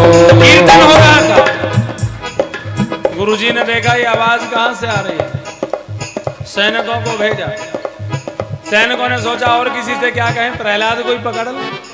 और जैसे ही प्रहलाद को छुआ वो भी नाचने लग गए और 5 सैनिक भेजे। अब जो भी आवे प्रहलाद को छुए और प्रहलाद को छूते ही ऐसा करंट लगे कि वो नाचने लग जाए। आए गुरुजी, विद्यार्थियों ने इशारों कियो, बोले गुरुजी आ गए। बोलो हो सो देखी जाए, गुरुजी को ही देखो। उन्होंने क्या किया, गुरुजी को ऐसे हाथों में उठा लिया और ऐसे उछाल उछाल करके गाने लगे। गुरुजी बोले सुनो सुनो, बोले हाँ इसमें तो बड़ा आनंद है, हम भी गाएंगे। अब तो महाराज गुरुजी भी गावे लग गए। हे गोविंद गोविंद बोलो हरि गोपाल बोलो गोविंद बोलो हरि गोपाल बोलो गोविंद बोलो हरि गोपाल बोलो गोविंद बोलो हरि गोपाल बोलो गोविंद बोलो हरि गोपाल बोलो गोविंद बोलो हरि गोपाल बोलो गोविंद बोलो हरि गोपाल बोलो राधा रमण राधा रमण प्यारो नंदलाल बोलो राधा रमण प्यारो नंदलाल बोलो। ऐसा कैसे आया? उसने देखा ये आवाज कहां से आ रही है, ये कौन कह रहा है गोविंद बोलो हरि गोपाल बोलो। उसने आया, उसने क्या देखा, विद्यालय में सब विद्यार्थी नाच रहे हैं, सिपाही नाच रहे हैं, गुरुजी नाच रहे हैं। काश उस दिन हिरण्याकश्यप भी प्रहलाद से हाथ लगा देता तो बिना नाचे नहीं रह सकता था, लेकिन उसने प्रहलाद से हाथ नहीं लगाया। वो मन में सोचने लगा जिस बात का डर था वही हो गया, ये बड़ी बुरी बीमारी है। हाँ, ये फैलने वाले संक्रमण की बीमारी है। उसने क्या किया, किसी से कुछ कहा नहीं, मुष्टिक बनाई और जोर से पृथ्वी पर प्रहार किया। एकदम सन्नाटा छा गया। क्यों गुरुजी, क्या हो रहा था ये? अब गुरुजी कांपे, महाराज जी हम तो बंद ही करवाने आए थे। फिर क्या हुआ? बोले ना जाने प्रहलाद करंट लगो के हम नाचने लगे। पर एक बात बोले महाराज हिरण्याकश्यप ने, और बोला हे दुर्वनीत मंदात्मन कुल भेद कराधम स्तब्धम अक्षासनोदभूतम निश्चेत्वाध्ययमक्षयम्। अरे ओ दुर्विनीत, अरे मंदात्मन प्रहलाद, मैंने तुझे बार बार समझाने का प्रयास किया, लेकिन तुमने मेरी एक बात नहीं सुनी। आज यमराज के पास जाने से तुम्हें कोई रोक नहीं सकता। और तुमको इतना बड़बोला बनाया किसने है? मेरी परवाह किए बिना तुम विद्यालय में कीर्तन कर रहे थे, सबको नचा रहे थे, मेरे शत्रु का नाम ले रहे थे। सुनो, तुमसे तो मैं बाद में निपटूंगा, पहले ये बताओ कि वो है कहां? कहां है तुम्हारा नारायण? प्रहलाद बोले, पिताजी किन्ना केवलम में भवतस्य राजन सवै बलम बलनाम च परेशान। पिताजी, नारायण तो अंतर्यामी है, ऐसा नहीं है वो केवल मेरा ही मालिक हो, ऐसा नहीं है। आपके अंदर बोलने की शक्ति भी उसी के द्वारा प्रदत्त है। हिरण्याकश्यप बोला, ठीक है वो मान लिया, लेकिन वो है कहां? अच्छा भगवान कहां बताओ? हाँ जी, भगवान कहां?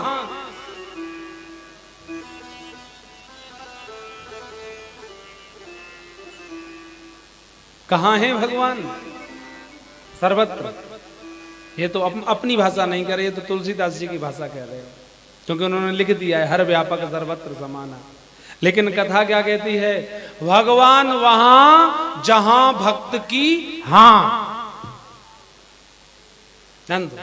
भगवान कहां? जहां भक्त की हां। प्रहलाद ने कहा, मुझे तो इस खम्भ में भी दिखाई देते हैं। तो एक जगह हम कथा कह रहे थे, बुढ़िया बोली, महाराज पहले भगवान खम्मा में ही रह गए। मैंने कि नहीं, ऐसा तो नहीं है। तो अब भी रहते होंगे, या अब नहीं रहते, पहले ही रहते थे। सूर अनेक फिरे कण मांगत पै पद सूर सो स्वाद कहां है। पौने ताल मजीरा बजाते फिरे मीरा मतवारी सी चाह कहां है। सिया राम कथा कितनों ने लिखी, तुलसी जैसी मर्याद कहां है। और नरसिंह बसे प्रतिखम्मन में, पर काढ़न को प्रहलाद कहां है। आज भी भगवान खम्भ में है, लेकिन निकालने के लिए प्रहलाद चाहिए। प्रहलाद जी बोले, मुझे तो इस खम्भ में दिखाई देता है। बोले हाँ। तलवार उठाई और तलवार उठा करके जोर से खम्भ पर प्रहार किया। एकदम खम्भ फटा और उसमें से नरसिंह भगवान का प्राकट्य हुआ। बोलिए नरसिंह भगवान की।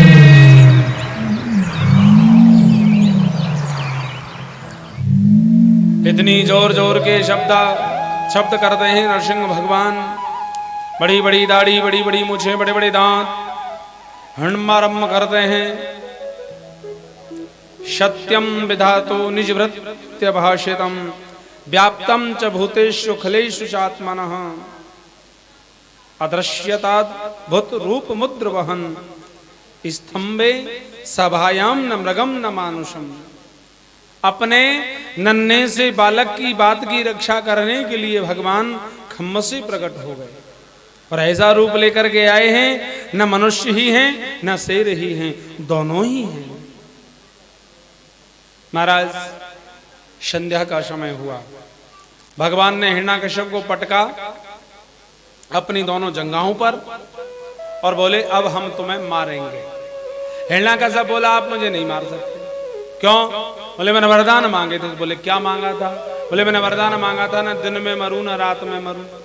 भगवान बोले, तो तू ही बता, तुझे दिन दिखाई देता है या रात? उसने देखा, बोले, अरे ये तो दिन भी नहीं है, अरे ये तो रात भी नहीं है, ये तो दोनों ही है, दोनों वक्त मिले हुए हैं, संध्या का समय है, लेकिन आप मुझे फिर भी नहीं मार सकते। क्यों? बोले, मैंने वरदान मांगा था, न ऊपर मरूं न नीचे मरूं। भगवान बोले, तो तू ही बता, तू ऊपर है या नीचे है? और उसने ऊपर देखा तो ऊपर भी नहीं, और नीचे देखा तो नीचे भी नहीं, क्योंकि दोनों जंघाओं पर रखा था। अरे मैं तो ऊपर भी नहीं हूं, नीचे भी नहीं हूं, बीच में डाल रखा हूं, लेकिन आप मुझे फिर भी नहीं मार सकते। बोले क्यों? बोले मैंने वरदान मांगा था, ना बाहर मरूं ना भीतर मरूं। भगवान बोले तो तू ही बता, तू बाहर है या भीतर है?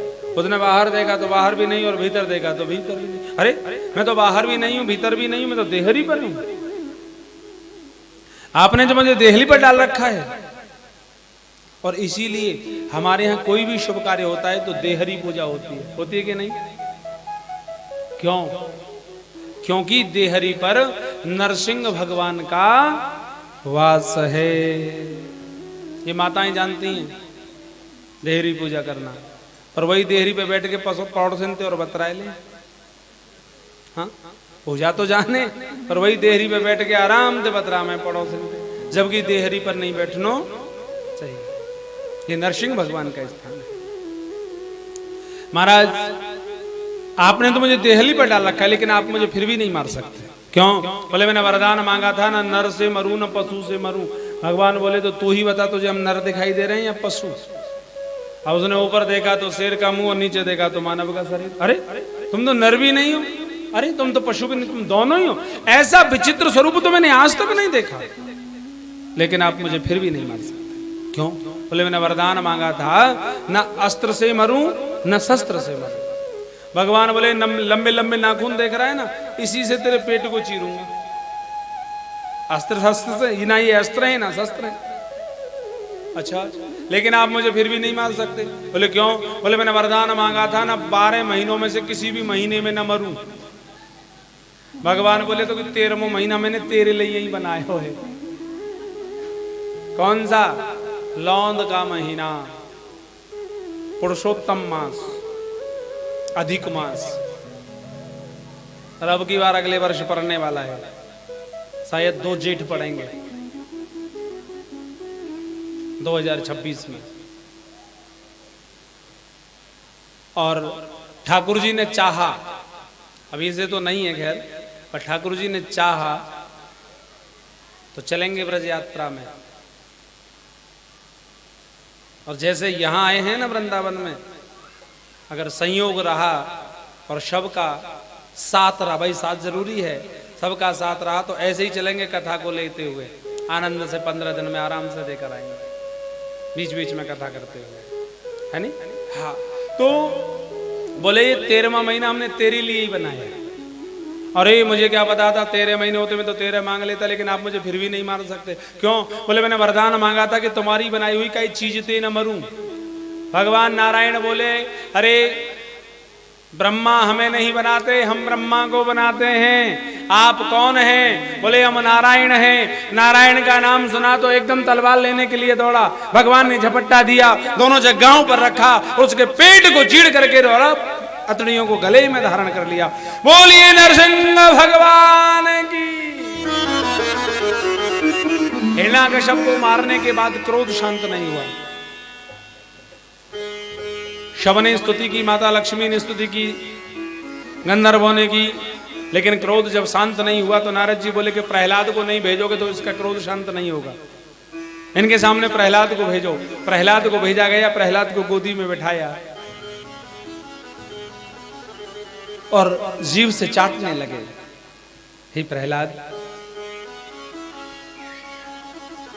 कि बोले प्रभु प्यारे। हे प्रहलाद,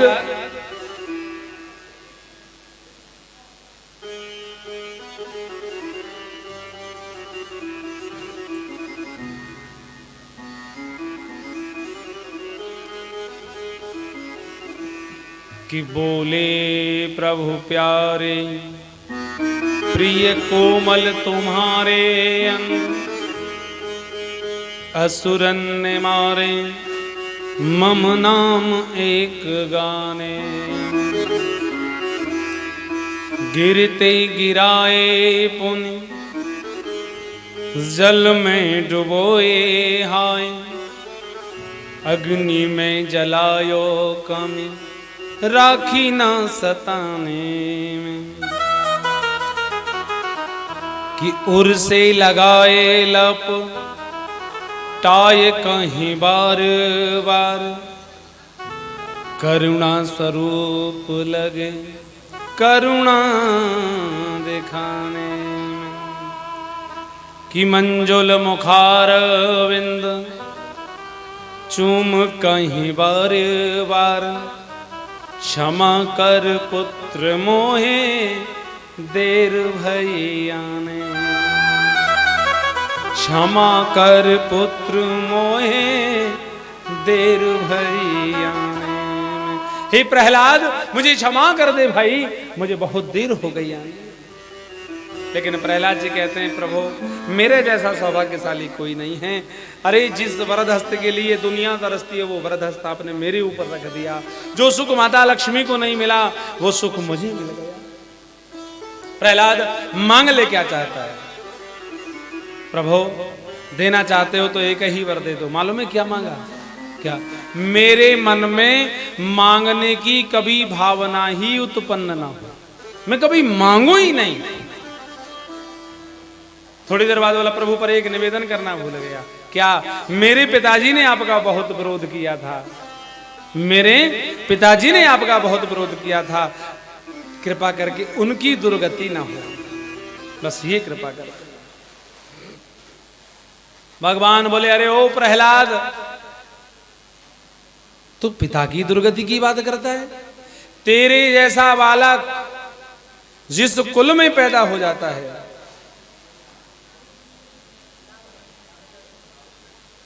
तेरे जैसा बालक जिस कुल में पैदा हो जाता है ना, उस कुल की तो 21 पीढ़ियों का उद्धार हो जाता है। 7 पीढ़ी अपने पिताजी की, 7 पीढ़ी अपने नाना मामाओं की, और 7 पीढ़ी अपने ससुराल पक्ष की। 21 पीढ़ियों का उद्धार हो जाता है। अब वो ये बताओ, प्रहलाद कहीं बाहर जाना पड़ो घर छोड़ के? है? कहीं भी नहीं जाना पड़ा, घर में रहकर, और उस परिस्थिति में रहकर कि प्रहलाद के पिता दुश्मनी मानते हैं, नाम छुड़वाने का प्रयास किया, लेकिन फिर भी प्रहलाद ने नाम नहीं छोड़ा। और हम, महाराज हमारे तो घर के बड़े खराब हैं, भक्ति कर भी को तो मन हो नहीं, हम केवल बहाना खोजते हैं। अरे भाई, जब प्रहलाद हिरण्याकश्यप के सामने भक्ति कर सकता है, विभीषण लंका में रहकर के राक्षसों के बीच में रहकर भक्ति कर सकता है, तो भैया लंका वाले राक्षस और हिरण्याकश्यप तो अच्छे ही होंगे तुम्हारे घर के।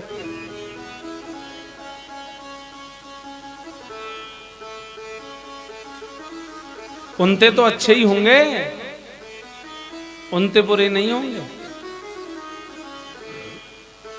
लेकिन हम तो बहाना खोजते हैं साहब, मन तो खूब करे साहब, पर क्या करें। हाँ, एक बात बताऊं,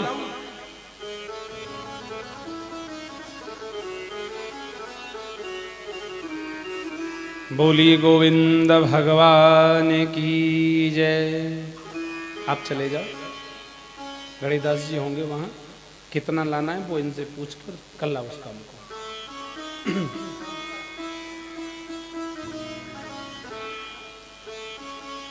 बोली बांके बिहारी लाल की जय, जय श्री राधे।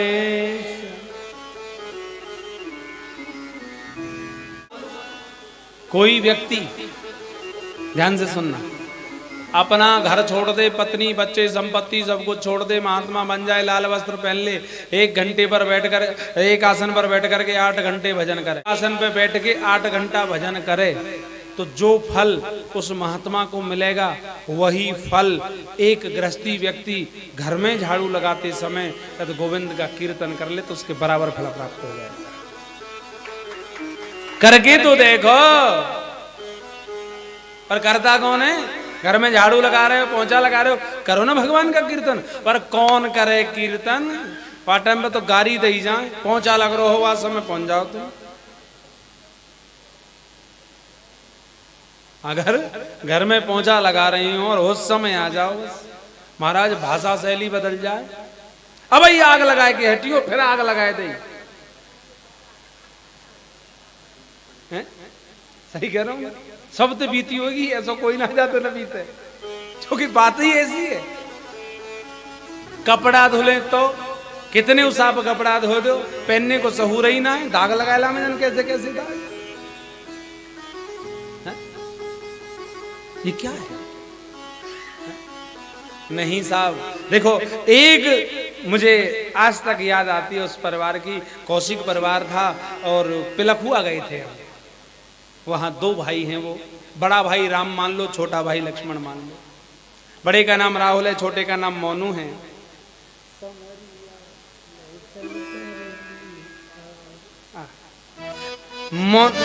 सुनिए, तो लॉकडाउन में गए थे, पहले लॉकडाउन में। उस समय गली सील होती थी, तो एक छोटे से कमरे में कथा हो रही थी, बिना माइक के, बिना संगीत के। श्राद्धों की बात थी। तो यजमान के दो लड़के थे, राहुल और मोनू।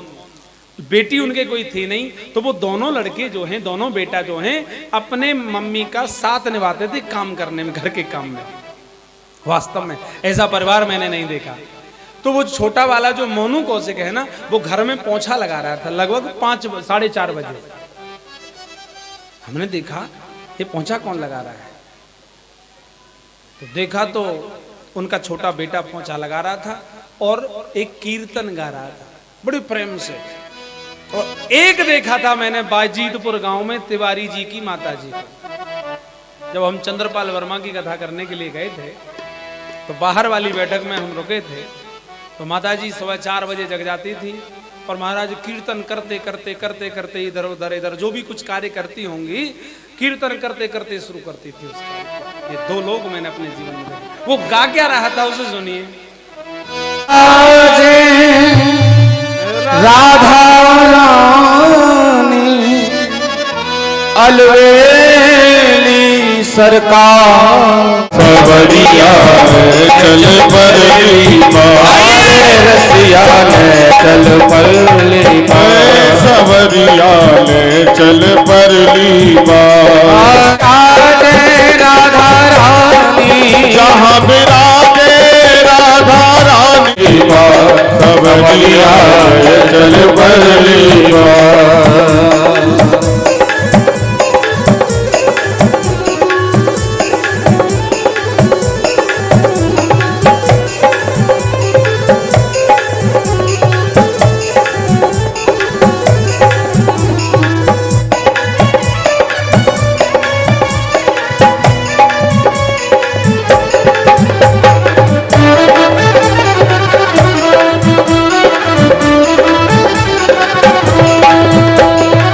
गुण अवगुण सब तेरे अर्पण, गुण अवगुण सब तेरे अर्पण।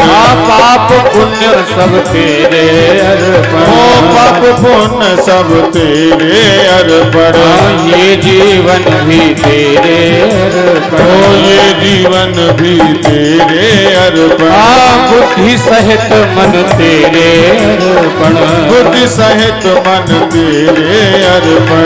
मैं तेरे चरणों की दासी, मैं तेरे चरणों की दासी। तू मेरा प्राण आधार, रसिया ले चल परली सवरिया ले चल परली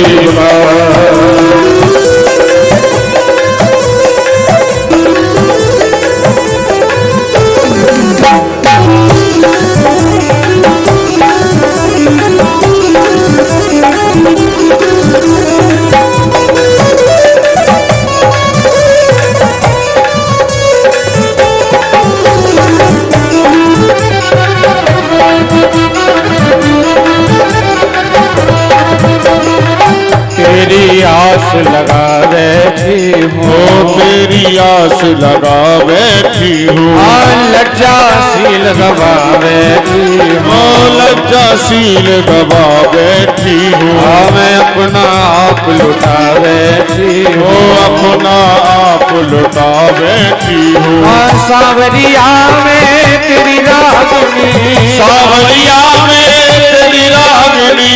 तू मेरा मल्हार, रसिया ले चल परली सवरिया चल परली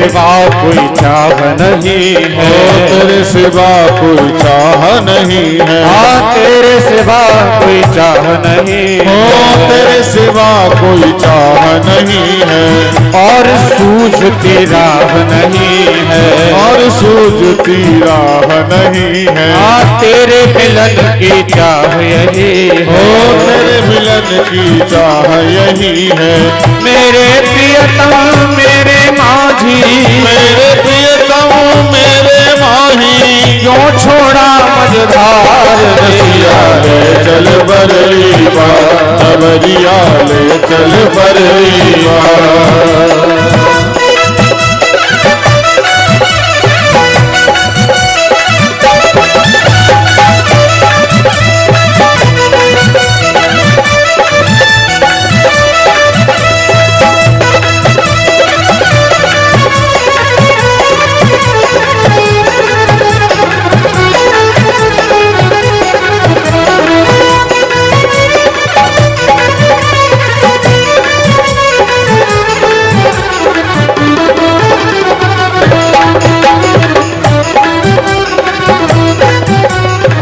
आनंद घन यहाँ बरस रहा है, आनंद घन यहाँ बरस रहा है, पत्ता पत्ता हरस रहा है, पत्ता पत्ता हरस रहा है, हरि बेचारा तरस रहा है, हरि बेचारा तरस रहा है, पी पी कह कोई बरस रहा है, पी कह कोई तरस रहा है, बहुत हुआ हार गई मैं, बहुत हुआ अब हार गई मैं, क्यों छोड़ा मझधार रसिया ले चल बरली बार, सबरिया ले चल बरली बार, रसिया ले चल बरली बार, सबरिया ले चल बरली बार।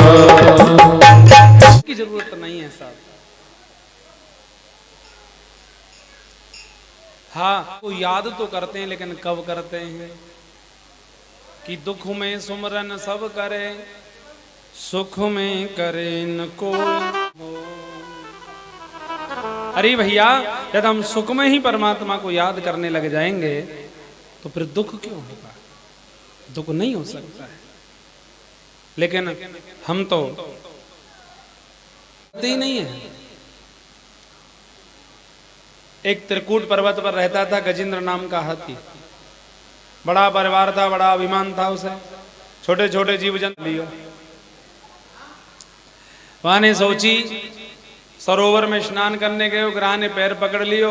गजेंद्र ने सोची छोटो मोटो कोई जीव जंतु है, जब पता चलेगी कि महाराज का पैर पकड़ा है तो क्षमा मांगे। जब उसने देखा कि मैं तो निर्बल हो रहा हूं, रक्त देखा तो एकदम घबरा। तो अंत में उसके मन में विचार आया, सुनेरी मैंने निर्बल के बलराम।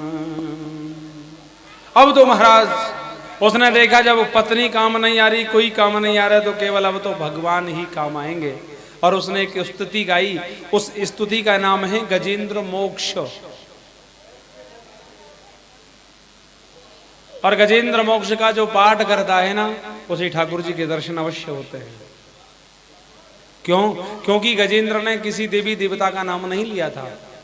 उसने तो एक बात कही थी, जो इस सारी दुनिया का लालन करता है, पालन करता है, इसको प्रकट करता है, जिसकी कृपा से सूर्य प्रकाश देता है, जिसकी कृपा से चंद्रमा प्रकाश देता है, जिसकी कृपा से पवन देव हवा देते हैं, जिसकी कृपा से बादल वर्षा करते हैं, वो आकर के मेरी रक्षा करे। परमात्मा नारायण आए हरि के रूप में। यहां भी हरि अवतार हुआ है भगवान का। दो अवतार हरि हैं, एक ध्रुव जी को दर्शन दिया है और एक यहां गजेंद्र को बचाया है। आए भगवान, जो भर सूंड रह गई थी, सूंड को पकड़ा, सो हाथी को पकड़ खींचा तो ग्राह भी खींचा चलाया। भगवान ने सुदर्शन चक्र लिया और उसके सर को धड़ से अलग कर दिया। बोलिए भक्तवत्सल भगवान की। लेकिन अब यहां एक प्रश्न उठे कि गज को उबारा या ग्राह को उबारा? क्यों? क्योंकि भगवान के हाथ से बचना भी और भगवान के हाथ से मरना भी है, दोनों ही मुक्ति है। लेकिन एक बात है, गजेंद्र से पहले ग्राहक को मुक्ति मिल गई। किसी ने गजेंद्र से कह दिया, बोले भगवान ने तो पहले भैया तुझसे पहले तो उसको ग्राहक को तार दिया। गजेंद्र आया, बोले प्रभु नाम मैंने पुकारा और तुमने उद्धार उनका किया।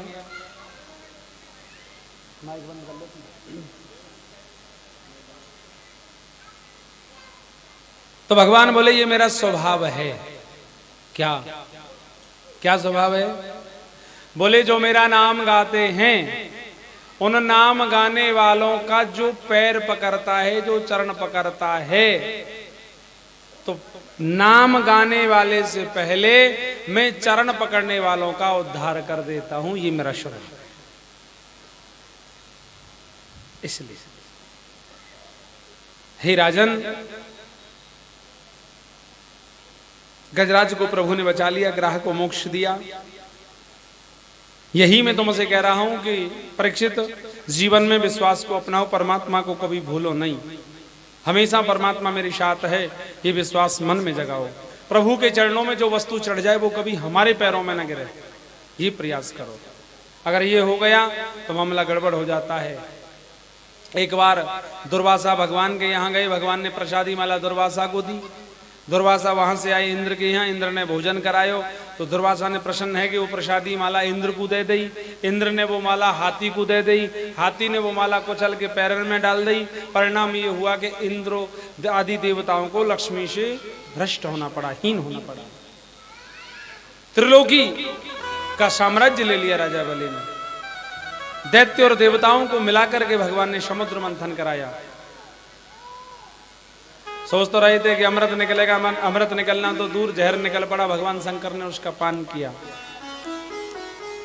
कई प्रकार के रत्न निकले, गाय निकली, धनुष निकला। धनतेरस वाले दिन धनवंतरी भगवान अमृत का कलश लेकर प्रकट हुए। बोलिए धनवंतरी भगवान की। दैत्य छुड़ाकर भाग गए। भगवान ने मोहिनी रूप लिया और देवता को अमृत पान कराया। हे राजन, देवताओं ने अमृत पान कर लिया। बलि त्रिलोकी का राजा बन गया।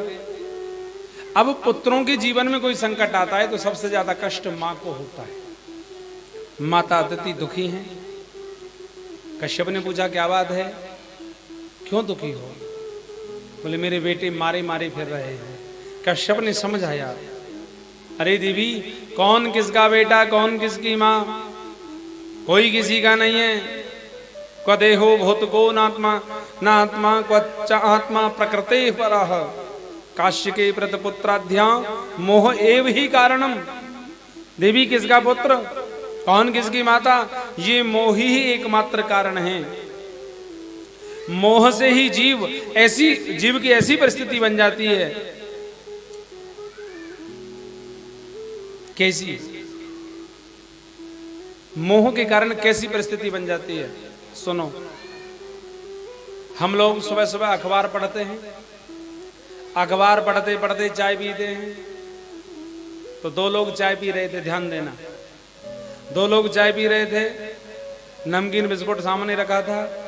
एक व्यक्ति ने अखबार में खबर पढ़ी, रेल दुर्घटना 100 मरे। जो दूसरा पास में बैठा था उसने कहा कितने कितने कितने? बोले 100 मरे। 100? हाँ। अरे ये पेपर वाले कम छापते हैं, ज्यादा मरे होंगे, तुम बिस्कुट लो। बताओ, 100 मर गए, तुम बिस्कुट लो।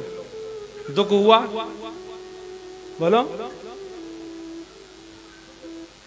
इतने में वो दूसरा बोला, हाँ आप सही कह रहे हैं, पहले दुर्घटना हुई थी उसमें भी ज्यादा लोग मरे थे, लेकिन उन्होंने कम छापे, लो थोड़ी नमकीन लो।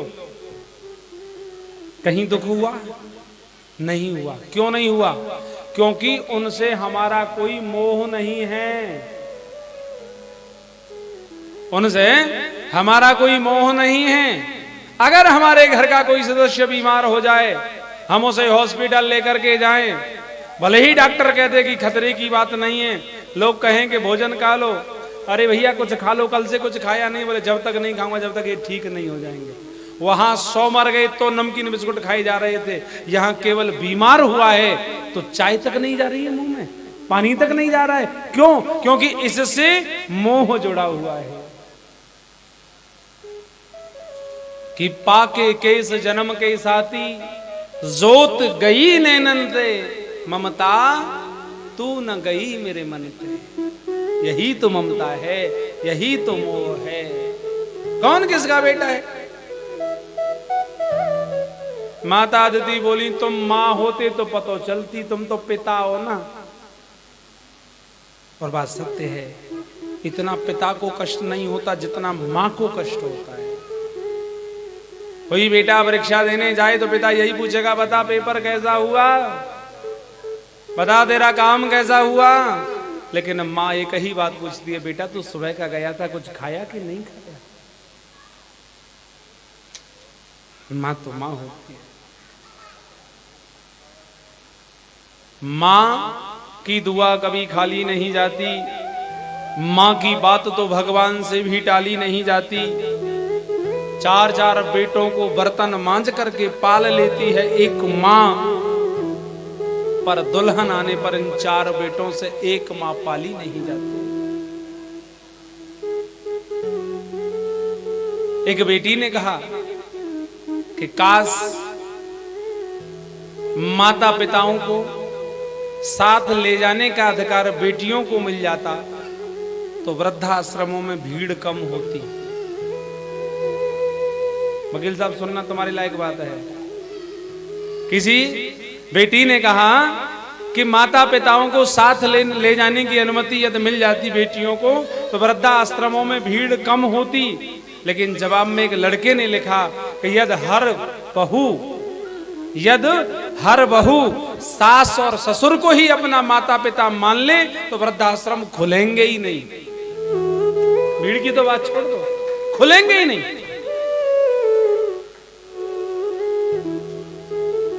फिर क्या चाहती हो?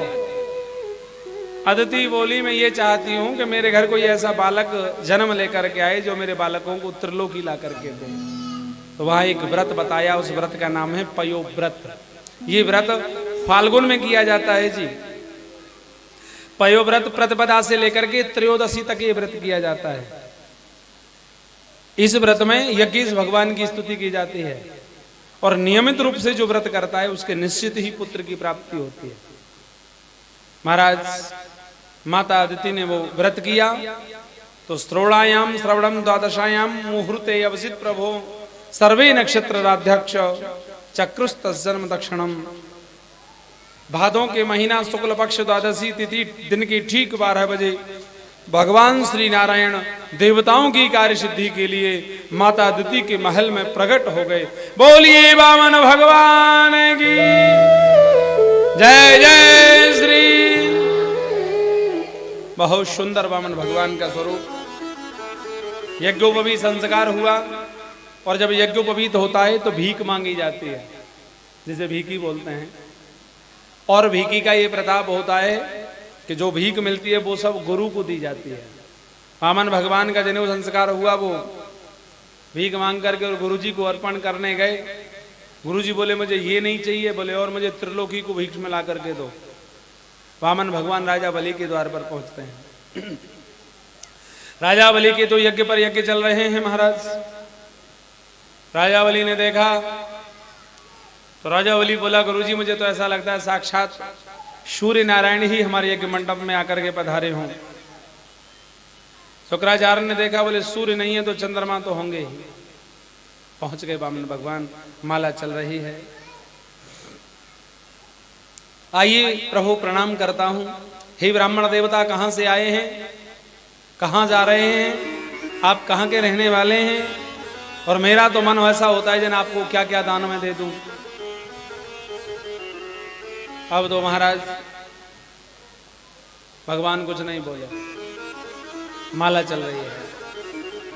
गुरुजी ये बोलते क्यों नहीं? बोले दिख नहीं रहा है माला चल रही, भजन कर रहे। अब तो और आकर्षित हुआ।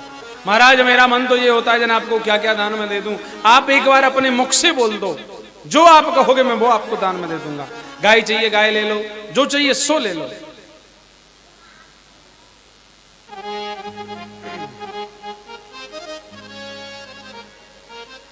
भगवान ने माला पूरी की और शुभारंभ कहां से कर रहे हैं? ओहो, आप बलि हैं जी। आपके पिता विरोचन बड़े दानी थे, आपके बाबा प्रहलाद बड़े दानी थे, आपके परबाबा हिरण्यकश्यप बहुत दानी थे। अब तो बलि चक्कर में पड़ गए। हे भगवान, छोटा सा ब्राह्मण मेरी 4 पीढ़ियों को जानता। भाई कोई ब्राह्मण आकर के आपके दरवाजे में और आपके 4-5 पीढ़ियों का नाम ले दे तो आप क्या सोचोगे? क्या सोचोगे?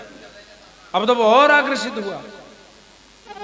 लेकिन राजन, मैं तुम्हारी इच्छा पूरी नहीं कर सकता। क्यों? बोले कि मैं कभी किसी से दान नहीं लेता, मैंने आज तक किसी से नहीं लिया। और क्या करना लेकर? अकेला पेट है महाराज। हाँ, छाता मेरे पास में है, धूप आती है तो तान लेता हूँ, बरसात आती है तो तान लेता हूँ, आसन है आसन पर बैठता हूँ, कमंडल मेरे पास में है, और चाहिए क्या?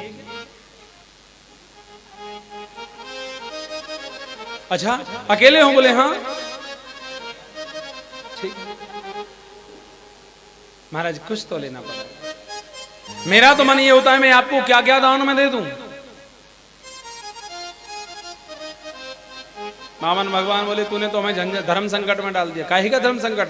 अरे भैया, लेते हैं तो हमें कष्ट होता है, नहीं लेते हैं तो तुम्हें कष्ट होता है। ऐसा करते हैं, बीच का रास्ता निकालते हैं। क्या? कि पदान तीर्ण दैत्रेंद्र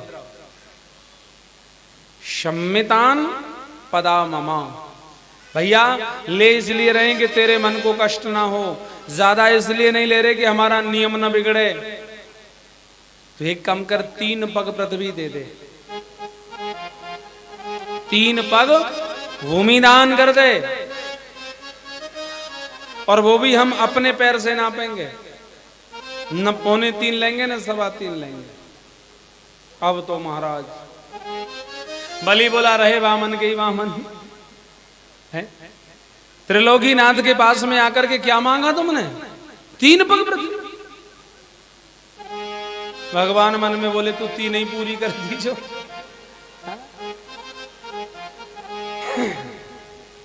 बोले दो, बोले ना बोलो, बोले देना भी नहीं आता। अरे ब्राह्मण को दान ऐसे नहीं दिया जाता, संकल्प से दिया जाता है। अब बोले 3 पक्कों का संकल्प करूं। क्या संकल्प करूं 3 पग का? बोले नहीं, संकल्प तो करना पड़ेगा। जब संकल्प को लेकर के जद्दोजहद हुई, बहुत देर बहस हुई, तो शुक्राचार्य ने सोचा मामला कुछ गड़बड़ लगता है। शुक्राचार्य ने ध्यान लगा करके देखा, सारी लीला समझ में आ गई। हाथ पकड़ लिया बलि का और कहने लगे, ए सवेरो चने साक्षात् भगवान विष्णुरुव्ययः कश्यपादितेर्जातो देवानां कार्य साधकः। अरे भैया, हे विरोचन के पुत्र सुन, ना जे कोई बामन है ना जे कोई त्रेपन है। कौन है? बता रहे हैं। अरे बलि मान ले कहनो हमारो, ये छलिया कमंडल वारो। बलि मान ले कहनो हमारो, ये छलिया कमंडल वारो। बलि मान ले कहनो हमारो, ये छलिया कमंडल वारो।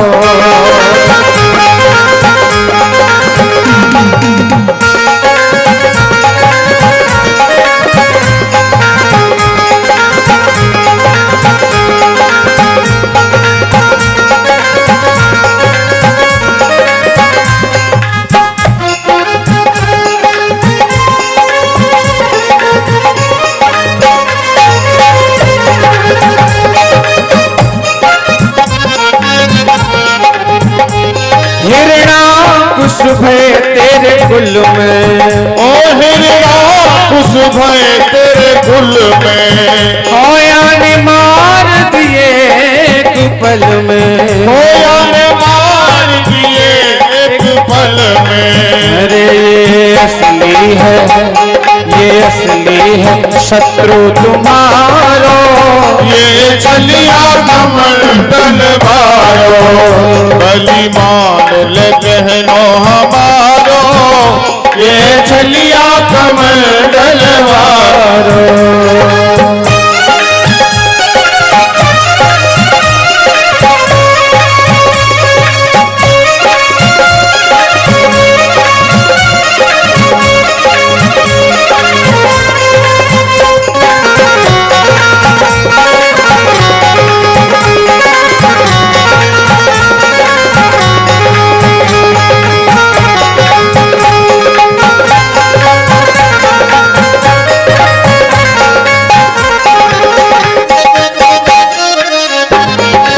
अरे मेरो कहनो तो न भावे हो मेरो कहनो तो न भावे तू फिर पीछे पछतावे तू फिर पीछे पछतावे अरे मैं चाहूं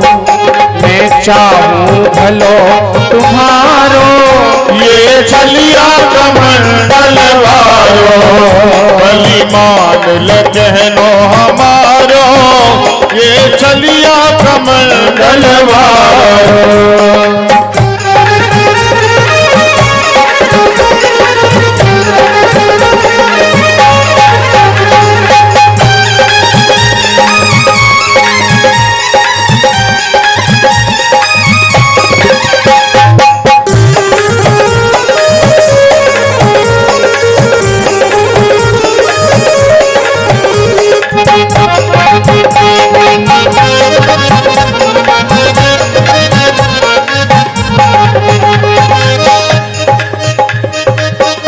याय मत ना धरती दीजो या मत न धरती दीजो एक मन को समझाए लीजो नेक मन को समझाए लीजो और पथ जाए